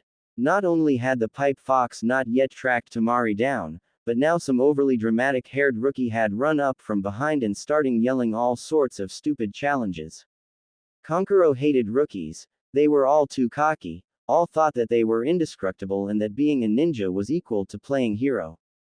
They all reminded Kankuro of himself. Kankuro growled at the raven-haired boy. Get lost. I don't have time to deal with a punk kid like you.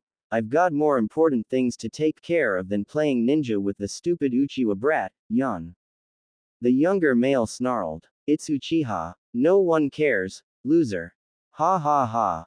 The rookie began flying through hand seals, looking hilariously offended, and Kankuro swiftly brought out Karasu, recognizing the sequence for the Kanton technique the boy once used in the preliminaries. The Kutajitsun murmured something in his ear, words he couldn't understand, some weird fox language, and slithered away. Good riddance. He didn't need to risk his hide protecting some demon's pet. The Konoha nin completed his hand seals, spitting out an enormous sphere of fire. However, the fireball did not barrel toward the puppet wilder as expected.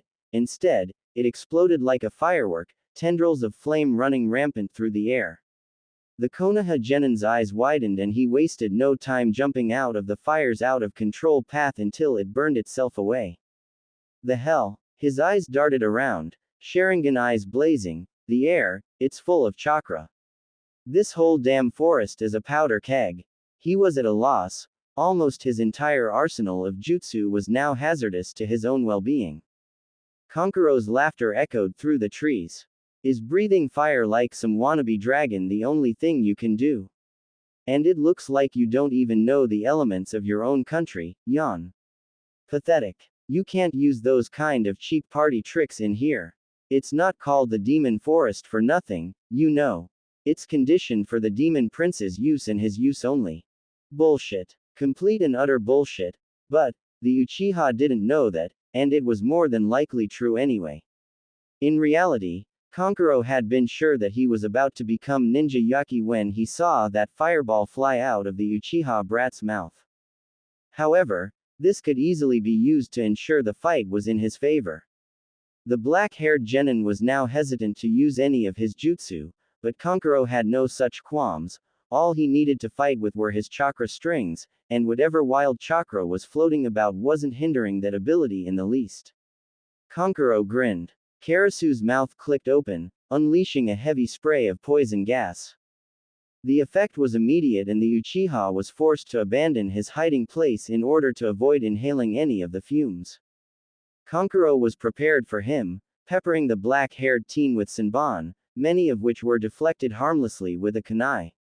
The boy still had his dojutsu active, but it was less. The only opponent he could see was the Suna Shiobi's wooden puppet, and the chakra-hazed air hid the marionette's strings. The puppet had no muscles, no circulatory system, its movements could not be predicted. Tch, Uchiha huffed. You should just leave. Kankuro's echoing voice spoke again, I have the upper hand and you're next to useless. Go back to your village or you'll end up being the worm my crow eats for lunch, yawn.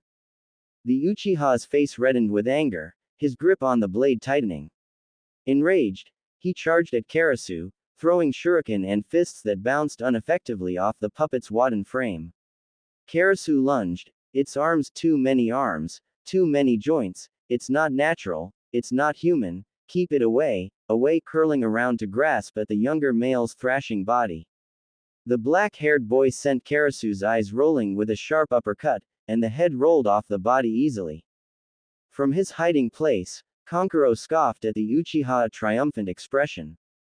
Did the kid really think that beheading his puppet made any difference?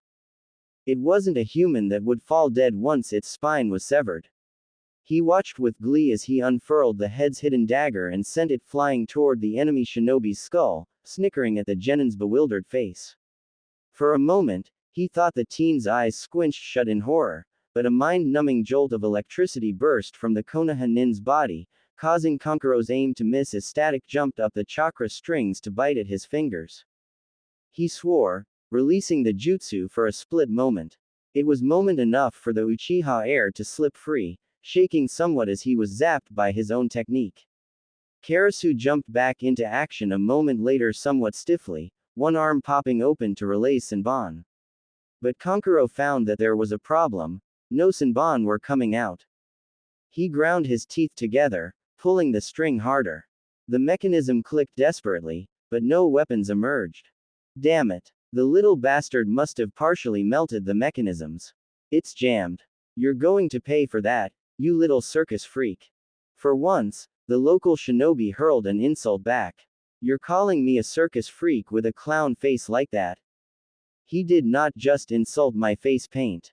Kankuro thought. That ignorant little pest. It was almost worse than being accused of wearing makeup like a girl.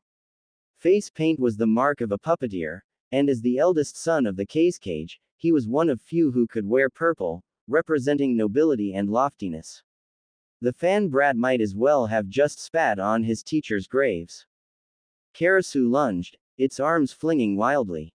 You know, I was going to just beat the snot out of you, but now I think I'll go ahead and kill your sorry ass, yawn.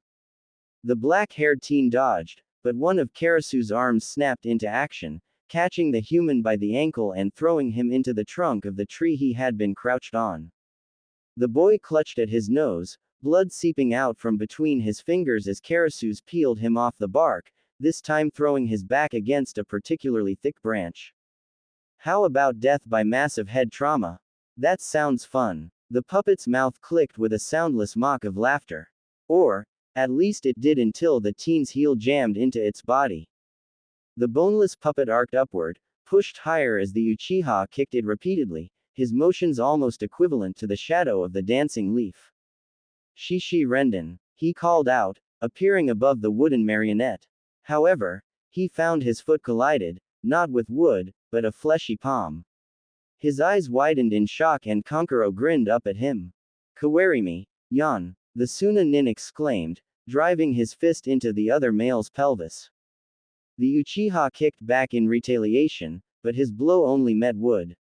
Damn it, how can I be losing here? Because you're too stupid to know when the odds are against you. Kankuro supplied. Shut up. Anger was such a useful tool. I'd like to see you try to make me, fanboy. Gladly. Konohamaru ran. There was nothing to do but to run, because if he stopped, if he slowed up even a tiny bit, the red-headed woman would catch him and put a kunai through his head. He cradled her flute close to his chest, his fingers ashen as his grip stifled the blood circulation to his fingers. He wouldn't let go until she pried it from him in death. Or, at least, that's what he should do. But, damn it, the idea of giving her back the flute just to get her off his ass was starting to sound good. If she at least threw a shuriken or something at him, he could divert his path and maybe get far enough ahead to have something of an edge of the Otokunoichi, but she did no such thing, chasing him like an angry bull. Give me back my flute, you little shit. There's no way she would try to skewer me on those horns of hers, right? Sorry. Try again. You didn't say the magic word. Now. Not quite. Getting warmer, though. Cocksucker. Ooh. Icy. You're cold. Frigid. Arctic. Turn around. Quick. You'll never get it back at this rate. Okay. So taunting her probably wasn't his best idea. But, Konohamaru was a veteran prankster and people got sloppy when they were upset, and Konohamaru was good at getting people to lose concentration, whether it was by painting the Hokage monument or mocking a former bully for not passing while the Sarutobi made it to Genin. He wasn't as good as Udon when it came to strategy, nor was he as discreet as Moegi, but 90% of his tricks ended up successful. But, he reluctantly admitted to himself, he didn't frequent his pranks on shinobi who weren't Konoha nin. Those ninja were, for the most part, rather accustomed to his mischievous personality. The sound kunoichi behind him, not so much. Nevertheless, he couldn't help but antagonize her, even when he knew it would probably cost him his skin. Okay, I have no escape from this lady. No way I'll be able to outrun her without Tsutsuma-kun. Well, when there's no way to stealthily escape, fight your way out and catch the enemy off guard. There was only a fraction of a second to execute the move. Konohamaru bit down hard on his tongue, diving forward and planting his palm firmly on the ground. He felt his arm shake as his body was forced to stop abruptly, but he didn't let his elbow give, using the remnants of his speed to swing his body around back in the opposite direction. Tayuya's eyes were wide. He stuck one leg out, the other bent close against his body, and as his palm left the earth he skidded between the red-headed woman's legs like a baseball player sliding to home base. Home run! He couldn't help but shout gleefully, springing back to his feet and falling back into a sprint. The kunoichi was stunned into giving the genin several very valuable seconds. It was enough time for him to snatch up his fallen scarf. The maroon-haired woman came to her senses just in time to watch the boy leap off the rooftop, twisting around in midair to pull down his eyelid and stick out his tongue. Little fucker. You think this is a game? She shouted, running after him. She stood at the roof's edge and watched as the brunette boy landed with a soft thud in the arena. I'm going to kill you. He looked up, cupping his hands around his mouth. You keep saying that, but I'm still kicking. What? Are you useless without your flute or something? It was a sharp stab in the gut.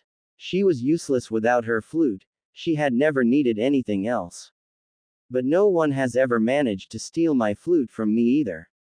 That sneaky little rat, she scowled to herself, leaping after the preteen as he made a mad dash through the clots of fighting ninja, crashing into several people. Some twisted form of good luck blessed him to bump only into Sound and Suna Nin, allowing the leaf forces to pounce. Konohamaru glanced back at Tayuya, saw her hit the ground, tucking into a roll to lessen the impact. Unfortunately, as his eyes were not on the ground in front of him, he crashed full force into another person.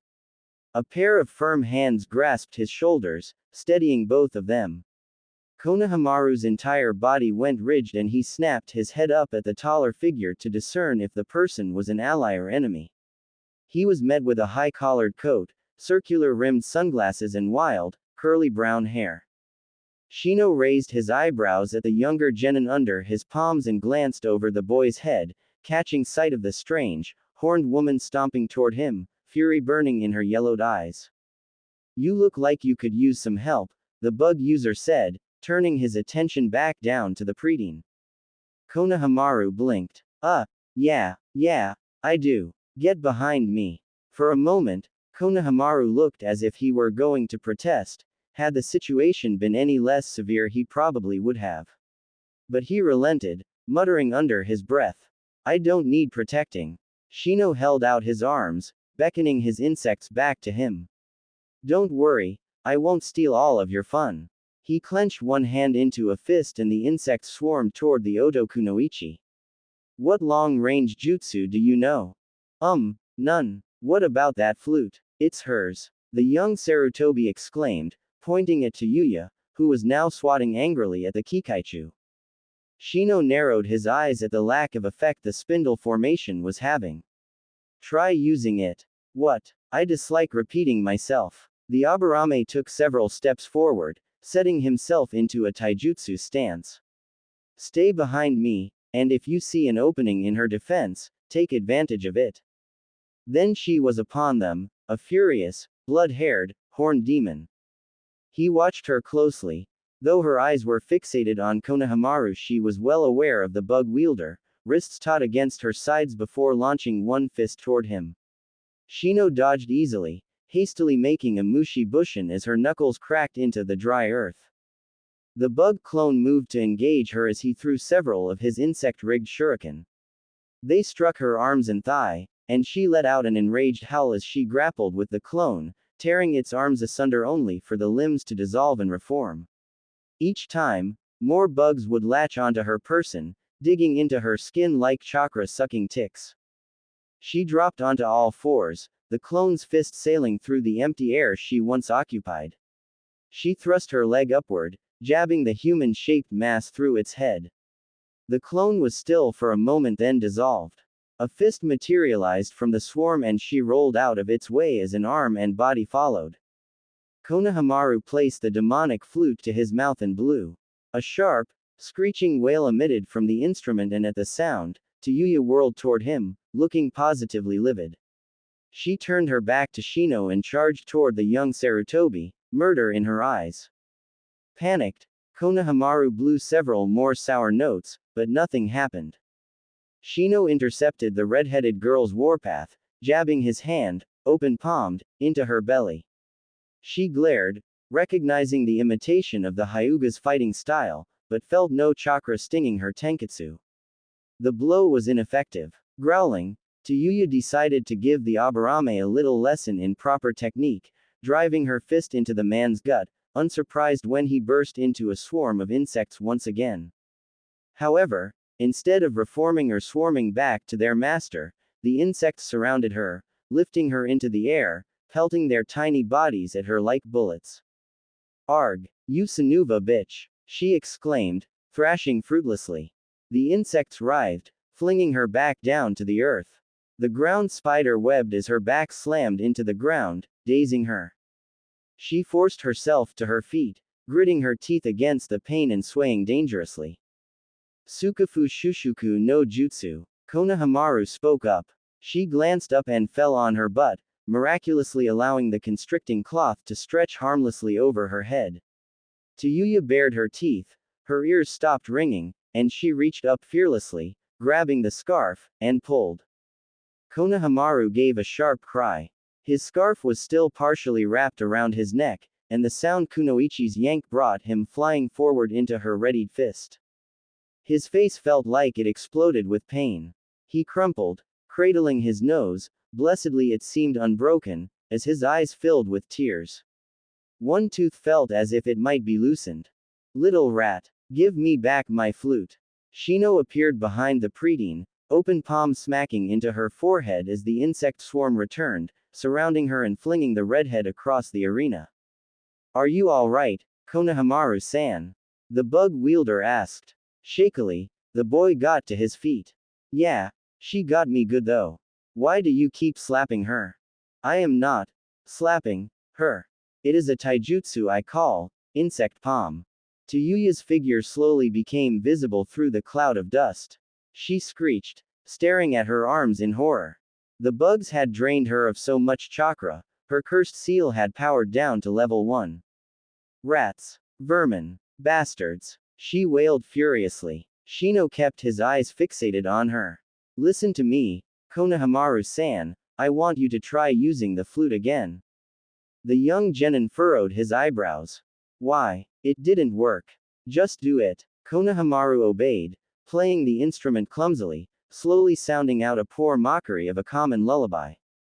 There was an explosion of smoke and a 15-foot-tall ogre joined the battle. Sarutobi Hiruzen had seen a lot in his lifetime. He was ancient by shinobi standards, had lived through 3 wars, watched a tiny trading village grow into a mighty empire, watched kingdoms fall, learned countless jutsu and become the ninja equivalent of a king. Old though he was now, he was not some frail old coot. He had been called a god among shinobi when he had been in his prime, and even now that power echoed out from within his very bones. Though his skin was loose and elastic, his muscles remained as solid as steel. Though he spent far too many days wasting behind a desk and endless stacks of legal paperwork, his mind still retained its brilliance and sharpness that it had possessed in the early days. This was still his first time seeing a multi-tailed fox come to his defense, of all things. In the back of his mind, he recognized the Reynard as Konohamaru's friend, Tsutsuma. He smirked minutely, a bit of relief sinking into his blood. No doubt the fox was what broke that blasted barrier. Hey, leave it to Naruto-kun to make use of me as a pawn in his strategies. For a brief moment, he allowed his eyes to slip closed. A shame. You would have been a great asset to me had you stayed, Naruto-kun. You'd have been a brilliant shinobi. And then the melancholic moment passed and his face returned to an expression of set grimness. Parallel to him, his once student frowned, increasing agitation plastered to his milk-white face. The Serpentine man's malicious plans had been shot to hell in high water, and it was getting gradually worse. First had been Uchiha Sasuke's disqualification from the exams, and then the plants he had hidden in the observer stands failed to execute the mass sleeping jutsu, allowing the civilians to make havoc and get in the way. Then the Shishienjin barrier was disrupted and dispelled, allowing the Anbu to interrupt and occupy the Shadaime and Nadaime as well as the Sound 4. The Monkey King Enma was in the form of the irritatingly indestructible adamantine staff, held firmly in one of Sarutobi's hands, which was a pain in itself, and now some wild animal had wandered in and made itself a nuisance. Tsutsuma snarled at the Sannin, baring his ivory fangs. Hiruzen was not fluent in Kitsune speak, but was able to pick out, filthy scaly spawn, and, trespasser, out of the otherwise indistinguishable growls. Orochimaru had a strange look on his face, an expression Sarutobi faintly remembered being the look his former student often had when he had dubbed himself defeated even if the battle wasn't over and done with yet. An eye blinked open on the adamantine staff. You can't let him get away this time, Sarutobi, Emna grumbled. I know. In the end, either Orochimaru or myself will die on this rooftop. He inhaled deeply, tightening his grip of the staff as oxygen flooded his lungs. The toes of his sandals squeaked a soft "Uru" as he shifted his weight to the balls of his feet. The air shifted and he vanished. Orochimaru leapt to the left, the end of the staff grazing his side as it bashed into the tiles he had occupied only milliseconds before. The fox was waiting for him, jaws gaping, eager to close around his ankle. With serpentine reflexes, the hubby Sannin managed to pivot enough to fall just out of the fox's reach. Its tail lashed out toward him, flexing like a rubber band, but again he leapt out of the way. Scowling, Orochimaru summoned the Kusanagi. The venomous katana emerged from his open mouth like some sick reverse sword swallowing act. It cleared his esophagus and settled into his hand just in time to block Enma's staff from crushing his skull in. His arm shook and he noted, with no small amount of glee, that Hiruzen's shoulders trembled as well. I believe this is what they call a deadlock, nay, Sarutobi-sensei. He crowed. A smirk crinkled the older man's flesh. It would be, if it were only one-on-one, my fallen apprentice. The fox. He managed to suppress a flinch at the teeth digging into his calf, but collapsed onto one knee when the Reynard's fangs suddenly pulled and something tore. The adamantine staff knocked Kusanagi from Orochimaru's grasp, and Tsutsuma released his hold on the human's leg, ribbons of skin, muscle, and sinew dangling from his bloody maw. Kusanagi shivered where it lay, and Tsutsuma pounced upon it, nailing it to the tile before it could slither back into Orochimaru's hands. Growling, Tsutsuma attacked with all four of his tails, the furry appendages stretching toward the enemy. Orochimaru stumbled over his ruined leg, casting his arms out. Armfuls of snakes emerged from his sleeves, one set clashing with the Reynard's tails, the other flying at the Sandaime. Enma's staff form splintered, forming a protective cage around the ancient shinobi. Tsutsuma, however, wasn't quite so lucky.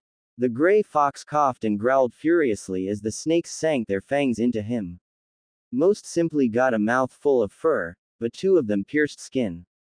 Howling, Tsutsuma thrashed, tearing the serpents' heads from their bodies. Spittle clung to his gums and his eyes blazed with fury. Tsutsuma abandoned Kusanagi to charge at the snake summoner, his three tails thrashed wildly. His claws sank into smoke. Kusanagi writhed again, wriggling across the tiles like a living snake. Beside it, Orochimaru held out his hand. The sword coiled, as if to spring into its wielder's hold, but the adamantine staff crashed into his gut first. Kusanagi fell, lifeless once again as Orochimaru went skidding back several meters. Hiruzen stepped on Kusanagi, keeping the blade firmly pinned to the ground. Orochimaru wheezed noisily for all of 3 seconds. The yellow-eyed man glared at his teacher, his tongue lashed out, thick and purple, twisting as if to wrap around the Hokage's stringy neck. You senile old man. Tsutsuma rushed toward them, tails stretching offensively again, but the fox's movements had noticeably slowed. Nevertheless, Orochimaru reluctantly drew his tongue back into his gullet, glaring as the fox skidded to a stop in front of his old teacher. Hiruzen crouched down to pick up Kusanagi, his eyes carefully fixed on the pale-faced man before him. The handle katana was rough and frayed, feeling sickeningly wrong in his hand.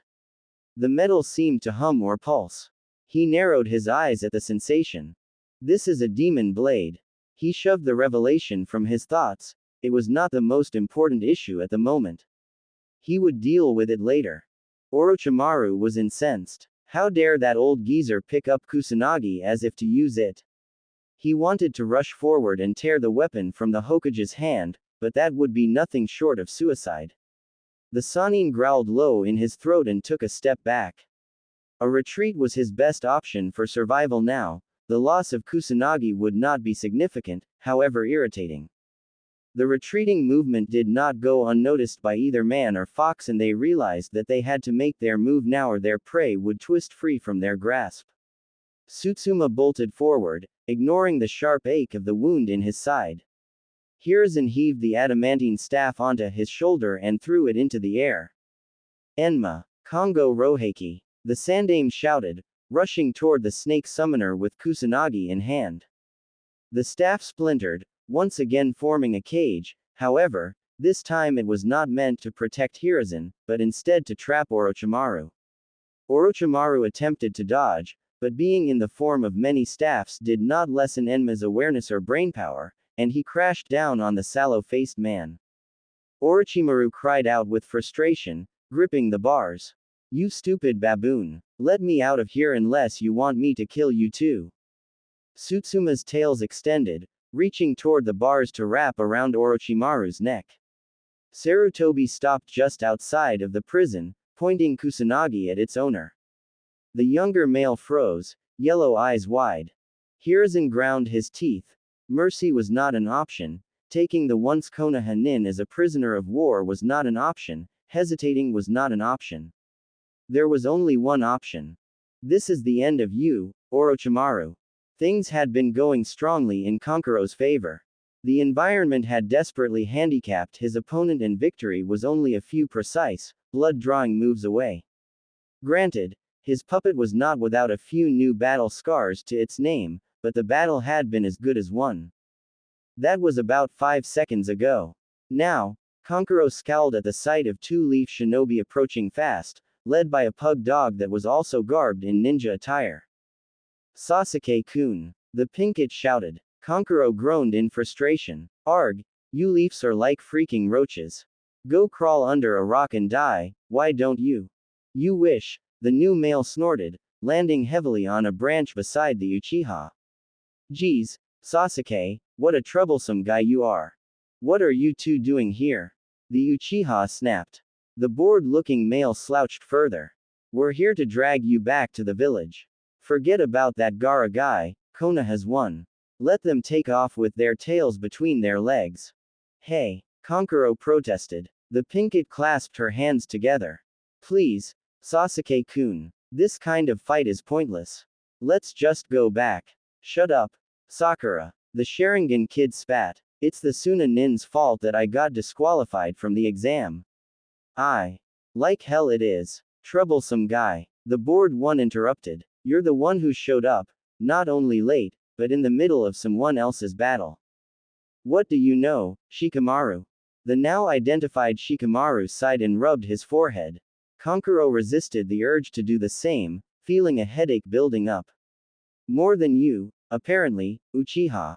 You should listen to your teammates, Yan. He shouted, spurring Karasu into the group, forcing them to split. I'll get you, brats. And your little dog too. Who are you calling a cute little dog, huh? Kankuro glared at the pug. No one said anything about you being cute, you ugly mutt. The pink-haired girl had landed on a branch several yards above Karasu. She threw a kunai at the puppet and seemed unsurprised when it stuck into the wood, quivering, but ineffective. Shikamaru and the pug stood on Karasu's right. Sasuke didn't land anywhere, tapping off a tree trunk and launched himself at the puppet with single-minded determination. The puppet's arms came up, blocking the crushing kick. Joints creaked. Though annoyed, Kankuro did not see the last Uchiha as a threat. A pest and a distraction, certainly, but it was the dog that would inevitably pose a serious hazard. It was already sniffing around, listening attentively to the pony-tailed ninja's mutterings. If that mutt manages to sniff me out, I'm done for, the marionette wielder thought darkly, time for a change in strategy. Again Karasu went flying at the Uchiha, arms waving wildly. The dark-haired teen leapt out of its destructive path, throwing another kunai, which bounced harmlessly off the wood. Karasu whipped around quickly, catching the kunai in its loose fingers and threw it back at the surprised genin. It was an easy dodge, but Kankuro could see the Uchiha grinding his teeth, angry to see his own weapons used against him. Sasuke-kun no baka, Sakura shouted, you're wasting your energy fighting a puppet. You're Rookie of the Year, use the head that gained you that title instead of your damn pride. Shikamaru chuckled. Smart girl. Don't you agree, Suna-san? He commented, glancing behind him. Kankuro snickered, melting into view. Ah, ya got me, yan. Sasuke continued his assault on Karasu. I suppose this is the part where you use your fancy shadow trick and apprehend me. The pug dog narrowed his beady little eyes and sat back on his haunches. The leaf nin rolled his shoulder. Something like that, but you're not really interested in all this fighting, are you? Kankuro flexed his fingers, smirking. Nah, not really, but I can't say I've ever been one to turn down a good head-bashing opportunity, either. You're not going to alert your teammates. Shikamaru scowled. They're not my teammates, just a couple of troublesome peers. Ah, the puppet user smoothed his hand over his jumpsuit. Think the girl will fall swooning into my arms if I ask her on a date? The younger shinobi snorted. Probably not. She's head over heels for Uchiha, and has a mean right hook and temper to boot. She'd probably scream her undying love for Sasuke-san and punch you all the way back to Sunagaku at the same time. Damn, it's always the cute ones, Kankuro scowled. TCH, women. Great Bushin, by the way. Kankuro's face twisted into a terrifying grin. Thanks. How'd you know? The pug was making not so discreet coughs of laughter. Shikamaru continued looking bored, but his dark eyes gleamed. It's a great Bushin. You've even got the shadow and leaf rustles down right, but Pakun has already identified that you have no scent, and my jutsu doesn't work on you if you aren't real. Wasn't too hard. Ooh, you're even smarter than the girl. Tell me, what's your take on cross-dressing? Disgusting, the Nara muttered, sending a shuriken whizzing through the clone's forehead. Ah, you're breaking my heart, it hissed out before fading into nothingness. A sudden commotion drew Shikamaru's attention back to his peers. Sasuke's eyes were wide. Sakura. Don't. It was too late, kunai flying towards the puppet. The explosive tag wrapped around the handle didn't escape the young genius notice. Why would Sasuke be upset about th? The tag exploded, enveloping everything in a fiery haze much larger than it should have been. Shikamaru stepped back, allowing his body to drop off the branch. The heat chased him downward. Oh, that's why. He heard Sasuke shout Sakura's name and turned his head to see her falling as well. Shikamaru's blood chilled and he wasted no time springing into action, catching the petite woman's limp form and taking cover. The explosion died away, leaving behind billows of smoke. He noticed that most of the hairs on Sakura's arms had been singed away. Shit, he muttered, that was unexpected, no wonder Sasuke wasn't using any ninjutsu. Sakura's eyes fluttered open and she sat up with a groan. Crap, I think I bumped my head. Shikamaru grimaced. You're going to have to tough it out. Just try not to die of internal hemorrhaging, okay? The pinkett rolled her eyes. Good to know you care, Shikamaru. Did I at least nail the puppet? He frowned, unsure. Steeling himself, he jumped up to a less foliated branch, eyes sharp. Sasuke was heaving himself to his knees, his lean body peppered with eerie black markings. Well, that can't be good. There. The puppet lay on a branch straight across from him, one arm missing and its shaggy hair burned away. Creaking like a rusted door hinge, it moved upright and settled its eyes on Shikamaru's form. Through the haze of smoke, it seemed to snarl and rushed at him. It didn't get far. Karasu creaked to a stop and Kankuro felt his own body become stiff. The ponytailed teen appeared as bored as ever. Kujimane no Jutsu. Kankuro's muscles were not responding, they were as unyielding as a bar of iron. What is this technique? The Suna shinobi wondered out loud, voice grinding out from Karasu's jaw. Finally, Shikamaru allowed himself a smirk. It's a jutsu exclusive to my clan. I've caught you within my shadow, and I don't think you'll be able to overpower my chakra. Gods, Leafs sure are dumb. They're the only ninja I know that go around preaching the inner workings of their techniques. Should have kept your mouth shut, kid. Kankuro's painted lips curled and he cut off the chakra circulating to his hands. Shikamaru's eyes widened in shock as the puppeteer suddenly seemed to vanish. Karasu collapsed, its strings cut. Shit. He got away. He scowled, racing forward to claim the marionette. What? Sakura shouted from below. What do you mean, he got away?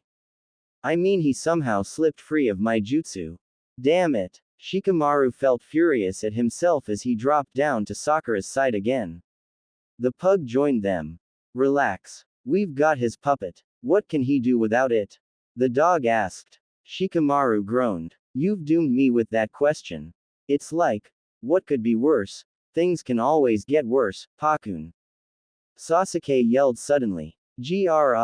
Son of a. Like that, the lazy genin sighed exasperatedly. Sakura gasped. Sasuke-kun. Shikamaru ground his teeth. I'll deal with it. You focus on dismantling that marionette. Sasuke was struggling hard, forcing his shaking legs to dodge again and again. He glared, furious at his opponent as much as himself. The cursed seal of heaven throbbed, a sweet ache that inflamed his skin. The last Uchiha was tiring and the seal was a siren call to his crying muscles. He could hear the puppeteer hack a humorless laugh. You guys are better than I thought. I was hoping I wouldn't have to use Kurori, but thanks to your little girlfriend I guess the ant had to come marching in, after all. No doubt the Suna shinobi was as angry as a kicked anthill, but like hell he was going to display his fury in anything but his fists, or strings, rather. The shadow manipulator was approaching fast, dismay etched into his forehead at the sight of the new puppet. Kurori fell apart. Kankuro couldn't suppress the grin that threatened to split his face as the limbs turned swords slashed at the two Konoha ninja. The Uchiha dodged again while the Nara opted to block the poison weeping blades with kunai. He'd hated abandoning Karasu to the enemy. The puppet had been sturdy and reliable for years, but it was a small price to pay to ensure that he overpowered his opponent. However attached he was to the crow, rare and irreplaceable, it was still just a tool. Experimentally, he rotated his pinky finger and was rewarded with a feminine shriek of surprise. He watched as Shikamaru scowled, his expression bordering on panicked at the sound of his teammates' distress. Kankuro hoped that all sorts of horrible scenarios were rushing through the pony-tailed genin's head, when in fact all he'd done was make Karasu's limbs twitch. It wasn't unlike applying electricity to a dead frog, really. Sasuke had made another attempt at fire just you, desperate. Kurori's arms sliced through the air, avoiding the flames with deadly grace. Are you nuts, Uchiha? Shikamaru shouted, narrowly avoiding decapitation. The chakra-devouring flames had proved to be an almost fatal distraction. Haven't you copied anything more subtle with those damn, fancy eyes of yours? Geez. Something wet surrounded Kankuro's ankle. Kurori come to a dead stop. Slowly, Kankuro turned his head around to stare at the droopy-eyed canine gumming his calf. The dog, I forgot about the stupid dog. Out loud, he said. Well, if it isn't the ugly little mutt that thinks he's cute. Forget your dentures today. Pakun growled and bit harder, twisting his neck in an attempt to draw blood. He was unsuccessful. Get off me, you slobber puss. This is pathetic and disgusting. It was more than enough time for Sasuke to come flying in and land a punch. Kankuro reeled back, his hold on Kurori vanishing as he lifted his hand to cup his eye. The initial hit was quickly followed by a second and a third and a fourth. Sasuke was careful not to let up on his assault, determined to beat the foreigner to a pulp and not give an inch in the possibility of defense. However, Kankuro was an elite, as the son of the fourth Kazekage, great-nephew of the third, and grandson of the second. The puppeteer was of an even higher caliber than the Uchiha heir, his lineage bordering on royalty. It didn't take the Suna shinobi long to get a foot in and retaliate against the blows peppering his body. Kankuro's elbow collided with the underside of Sasuke's jaw. The Uchiha fell back, using the force to perform a backflip and land upright. Kankuro kept his fists just below eye level, matching the black-haired teen's glare with his own. There was a tense moment between them before they charged at one another, arms arcing forward. Kankuro caught the fist aiming at his jaw. Sasuke caught the knuckles threatening the crash into his cheekbone. The two males glared at one another, caught in a deadlock. A new voice shattered the tense atmosphere. Kankuro, you big dumbass. He whipped around, his expression brightening with relief. Temari, Kutajitsun. Sasuke's fist sailed into his nose.